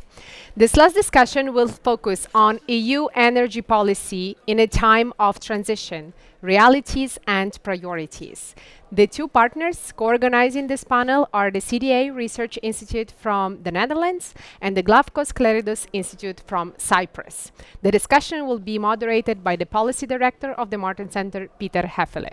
Over to you, Peter. Anna, thank you very much for your kind words of introduction. Ladies and gentlemen, here in the room and online, it's a great pleasure to moderate the fifth policy debate of today. It's energy policy in times of transformation, transition, but realities and of course priorities. Is it also your fifth policy debate? No, today, not yet or? at all, Okay.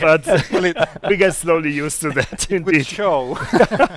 No, it's a great honor to have you, and we are very delighted that we have a joint event, because it's a joint event by our member foundations that's showing, of course, the strength of our networks beyond Brussels and bringing in perspectives from different regions. You know, when we look back to the beginning of the current term in 2019, the European Commission's program had been quite different. The green transformation was very much at the core. It was the project of Ursula von der Leyen. Yes, and if we now look to the reality at the end of this current term, I can't believe that things have most totally changed. Yes, the objective of transforming European economy societies remained, but under totally different circumstances, and that is a topic, and by the way, not only on energy. This is just the starting point, but if we talk about transformations, it goes in each and every aspect, and security, for example, will be a major topic we are going to discuss.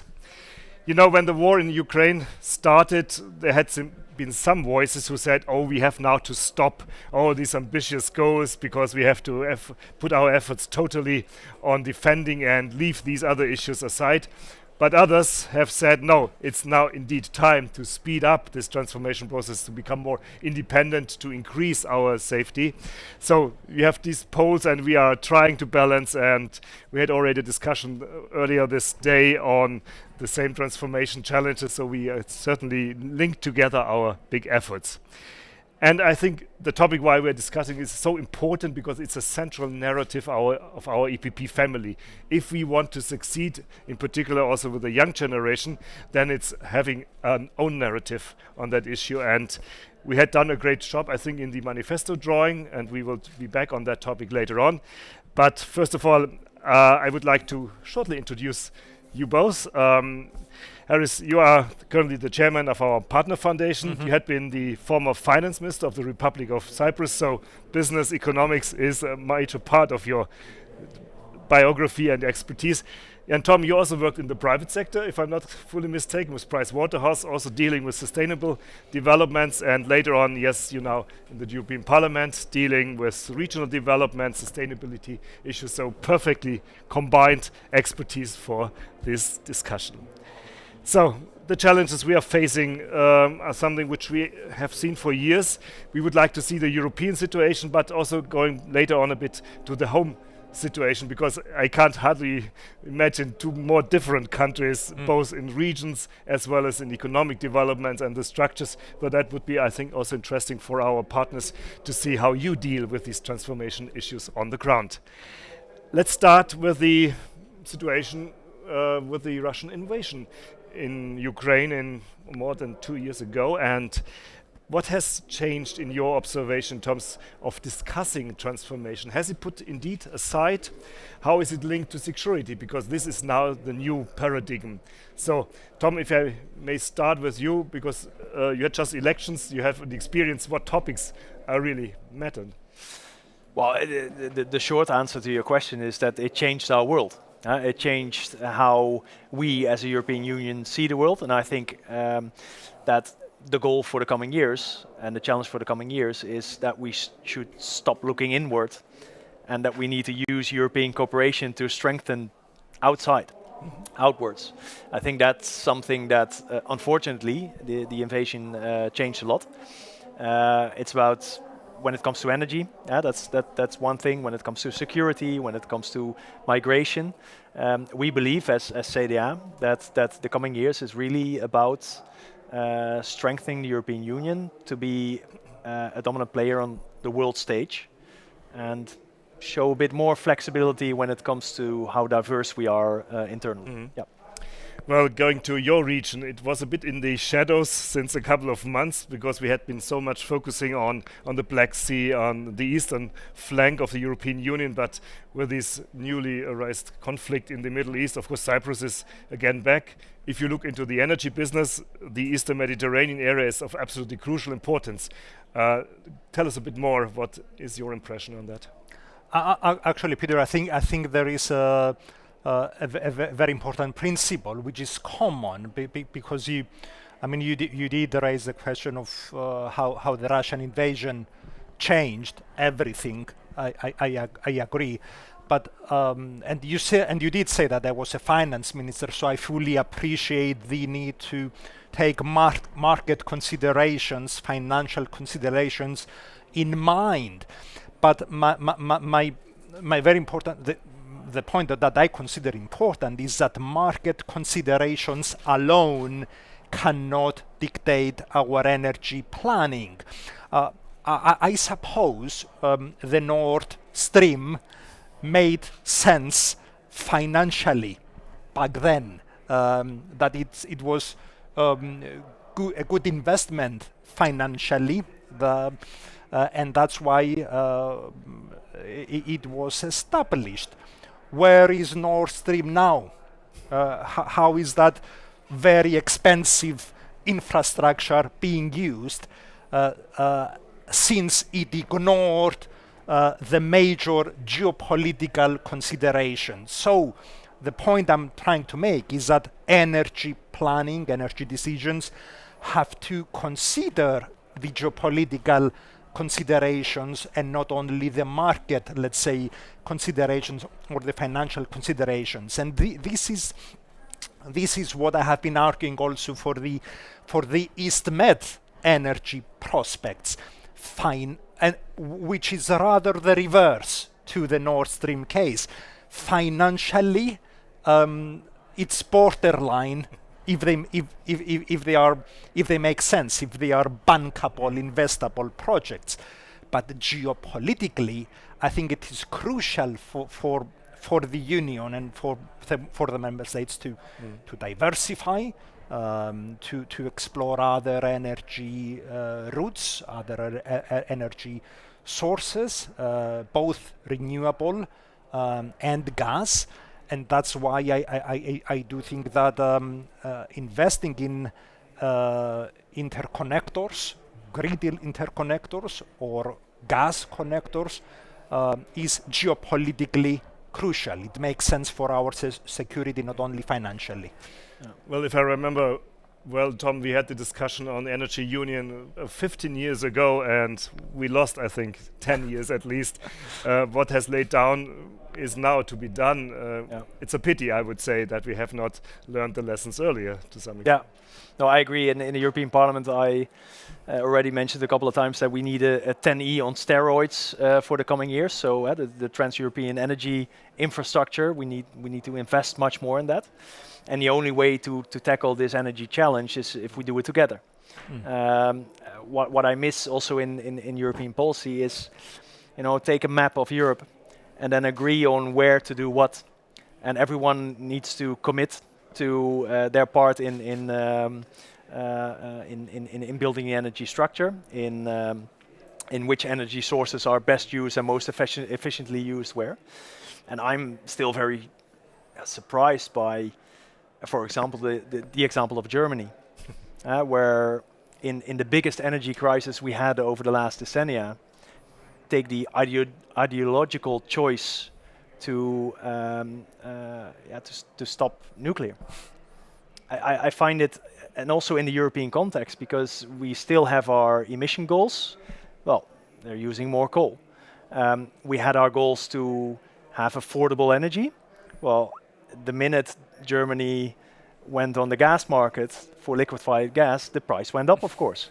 And not to talk about the coal firing and the emissions rising. Yeah, exactly. So that means that from the ideological point of view, from certain German parties, it was apparently the road to go.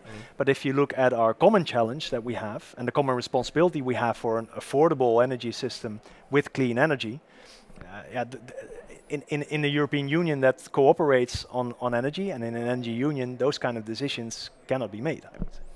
I will be back to the answers. Hopefully the EPP has found in its manifesto, which I'm going to publish. But let's take the opportunity being here in Bucharest in South East Europe, which is an interesting part now in the terms of future European energy landscape, as you correctly pointed out. And I include your home country, Cyprus, as well, because it's part of that larger region, both in terms of new resources, but also new connectors. So there are big, ambitious plans in Romania, but also in the Eastern Mediterranean Sea. Maybe you can explore a bit what is the new Texas, maybe, to some extent. I mean, you mean what is being projects planned? Indeed, yes. or changing the landscape? Yes. So I mean, let me mention a project which I think it's an excellent project. It's the grid interconnector, eventually linking Israel, Cyprus, Greece, and from Greece all the way to the European energy market. And this project, if it goes through, first of all, it will enable a boost in renewables. Cyprus is a small isolated market. Israel also is isolated from the European network. So this project will give us the opportunity to invest heavily in renewables and to be able to export clean electricity where it is needed. And again, I am making the point once again, strictly by financial considerations, if it's judged by financial considerations, it may not work. But that's exactly where the Union should intervene, bringing into the equation the geopolitical and security aspects. Gas pipelines, it's trickier.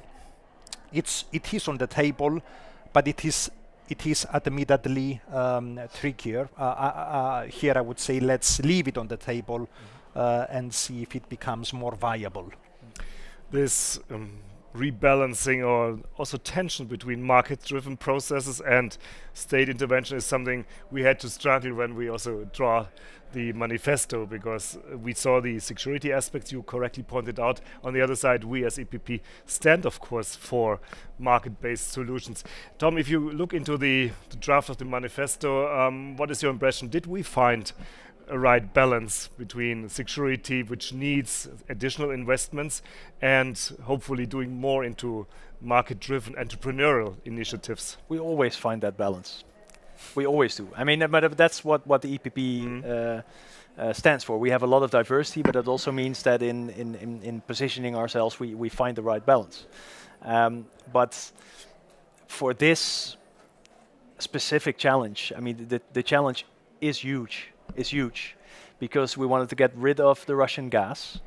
We want to have our households have affordable energy, which is difficult because you get rid of the most cheapest form of energy that we had on the market. At the same time, you want to have clean energy. And during that transition, whether it's solar panels, whether it's batteries, you name it, critical raw materials, we're dependent on China. And at the same time, I think the public value of energy, I mean, I completely agree there. We cannot leave it completely to the market. If we would leave it completely to the market, you would have cheap Russian energy or fossil fuels. And we cannot do that. So, and at the same time, the pressure from households is huge.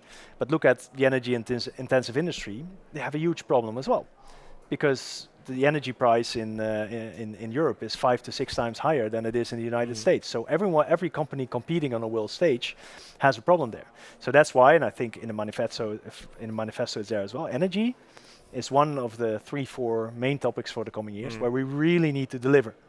Because if we do not deliver, we won't have clean energy, and it won't be affordable energy, and both households and our businesses have a problem there.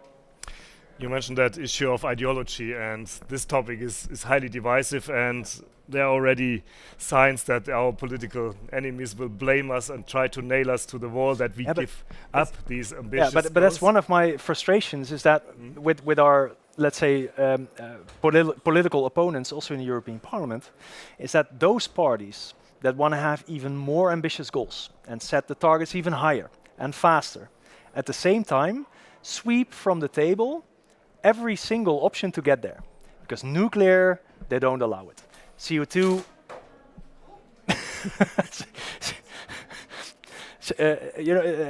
carbon capture and storage, they won't allow it. In a responsible way, use biomass, they don't want to do that. And it's impossible. It's impossible. If you set the targets higher, you cannot sweep off the table every option. And that's one of the frustrations I have. Well, this goes very much into the second aspect of our manifesto, that's the innovation. We, for good reasons, put that very much on the agenda related to the transformation, not only, but you mentioned also the new role of Cyprus in terms of, for example, renewable energies, which I think is one of the issues. Being an island, being more self-sustained, but also delivering, of course, becoming a new source of income. I feel even though it's, I think our discussion is, I mean, it is clear what we are saying, but let me clarify that when I say market considerations alone should not dictate our decisions, I'm primarily referring to major investments which can only happen at a pan-European level. When it comes to energy policies, especially those which will be implemented at the member state level, then I think that it is imperative that we disengage from ideology, statist, left-wing ideology, which rather than promotes actually prevents progress, prevents innovation, prevents investment, and apply economic common sense to our decisions. It is indeed not through prohibitions and bans. It is through providing incentives, providing a business-friendly, pro-investment environment that will enable the Union to make this energy transformation. And that's why I think that our manifesto gets it right, because if energy transformation is seen as something which is contrary to a rival to economic growth and development, then both will fail. Both will fail. If, on the other hand, we align the green transition and the energy transformation with pro-business, pro-growth economic policies, as we have always done so in the EPP, then I think this is how we shall be successful. Well, Tommy, you're not fighting only towards the left green side, it's narrative there, but now we have a competition on the right side, where they let aside the climate deniers, say this is unjust, we have not managed to balance also social needs. I think there's something which we have to keep a closer eye in the future. This was, in my opinion, a bit ignored in the past, that it has massive impacts. The transformation comes along with a lot of issues. What is the answer of the EPP? Well, I think it was not ignored. I think we tried over the last years to make the Social Democrats and make the Greens understand that what they write on paper has impact in society. I think we managed a bit until last year, and then the Social Democrats decided to don't do anything anymore without the Greens. And there you saw in the European Parliament that it was more difficult to strike a compromise. While at the same time, from whether it's farmers, whether it's households, whether it's energy-intensive industry, the signals from society are completely clear. Everyone wants to move forward, everyone wants to take step forwards, but it needs to be possible. And I think there, and related to, let's say, the role of the market, governments have a role as well. In the Netherlands, we call it green and strategic industry policy. You need to sit at the table with the big energy-intensive companies, industries. What can you do? What are your plans? And what can we as governments provide in energy infrastructure, for example, which is a huge problem in the Netherlands. I'm sure it is in other parts in Europe as well. That is the basis where energy-intensive industry wants to build their transformation on. But the infrastructure is not there yet, not enough. I think that is very important. And secondly, also as governments, you need to be willing to invest with companies in innovations that the market does not pay back yet. Because if you look at green steel, if you look at electric cracking in the chemical industry, etc., those are innovations that are very expensive, are not there yet, and the market won't pay for it. So you need to stand with government, you need to stand side by side with energy-intensive industries to move forward. How is the situation in your country in terms of incentivizing? We do not have a big industrial basis, but there are other options, of course, also to contribute in the transformation of your economy. Yes, I mean the main point is being a small, isolated market. This hampers investment, and this is where government policy has been trying to intervene. Small scale also works. Personally, at my house, I will not pay an electricity bill ever again since last spring, because I have invested in domestic solar. There was a small government subsidy for those who had higher income, but still it worked. And as I said, it's not an exaggeration. I will never again pay an electricity bill. So small-scale investments, encouraging households also to make such investments, and small business, the tourist industry, which is very important to the Cyprus economy, is equally important to the major, let's say, the big infrastructure, which is also needed. And here we need smart, efficient government policies which will make the difference and will encourage both households and SMEs to invest. Just to add to that, first of all, it rains a bit more in the Netherlands, unfortunately. But what we have, the problem we have in the Netherlands now is that at sunny days, some solar panels are cut off from the electricity grid because the electricity grid cannot handle it anymore. And which that goes into the better connecting and of course storage. Yes, but also a trustworthy government. That's if you incentivize businesses, if you incentivize households to go through that transformation, you need to deliver when they invest. And now we have households investing in solar panels. We have companies investing in batteries, etc. And then the electricity grid says, yeah, but it's not possible anymore. And I think that's a huge problem as well. For the last 5 minutes, I would like to go a bit beyond the borders of the European Union, because 10, 15 years ago, Europe was seen as the front runner, the pathfinder in a transformation. Well, the views from outside have been a bit more critical due to not all successes we made. But nonetheless, I think if we try to contribute to this global challenge, and then that was the reason why we got so massively into the transformation, still remains the question, what is in for Europe and for others? Where do you see Europe can be again at the lead in transformation processes? Harris.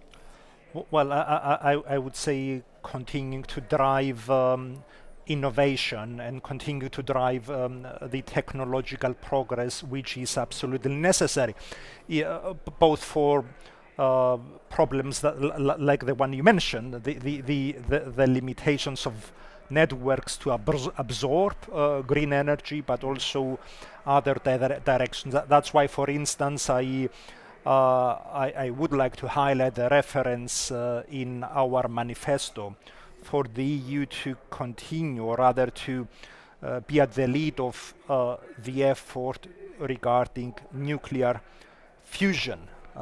If it's not the EU, then who? who will drive this very ambitious, let's say, innovation, investing in technology, incentivizing these new technological, let's say, leaps that will probably provide the answers to the energy challenge globally. You come from a region where we talk about partnerships. Northern Africa and the Mediterranean is the partnership region. We at least have huge hopes. You mentioned some projects linking Egypt, for example, Israel. There's much more potential, I would say.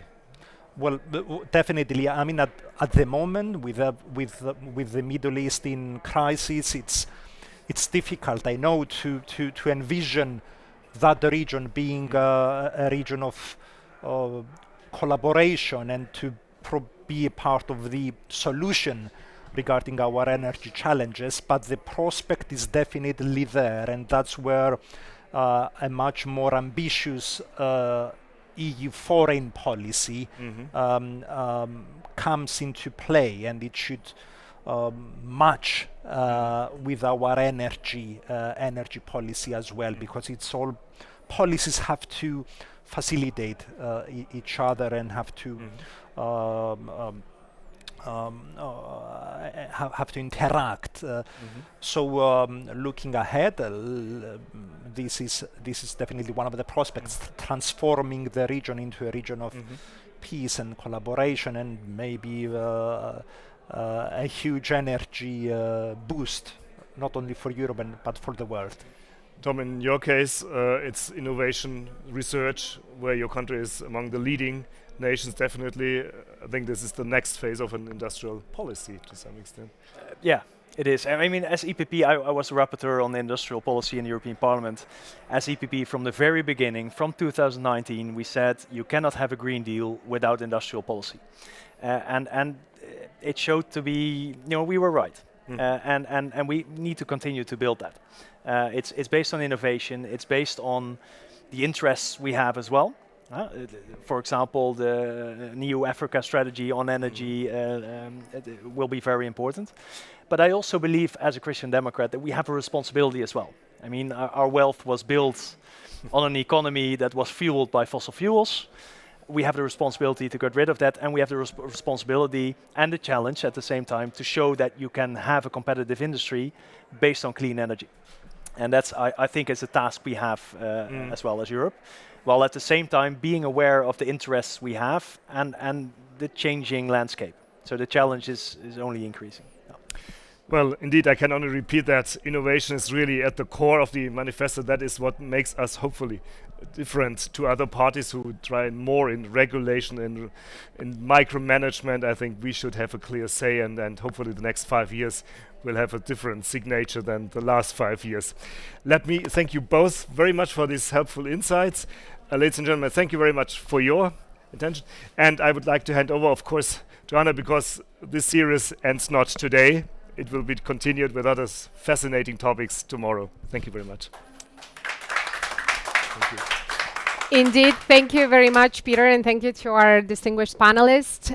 For today, it's a wrap. We conclude the first day of Net at Work, but we will be back tomorrow at 9 in the morning with 2 more policy debates on enlargement and defense. So be sure to come here to our stand, and for our online viewers, be sure to tune in at 9 tomorrow.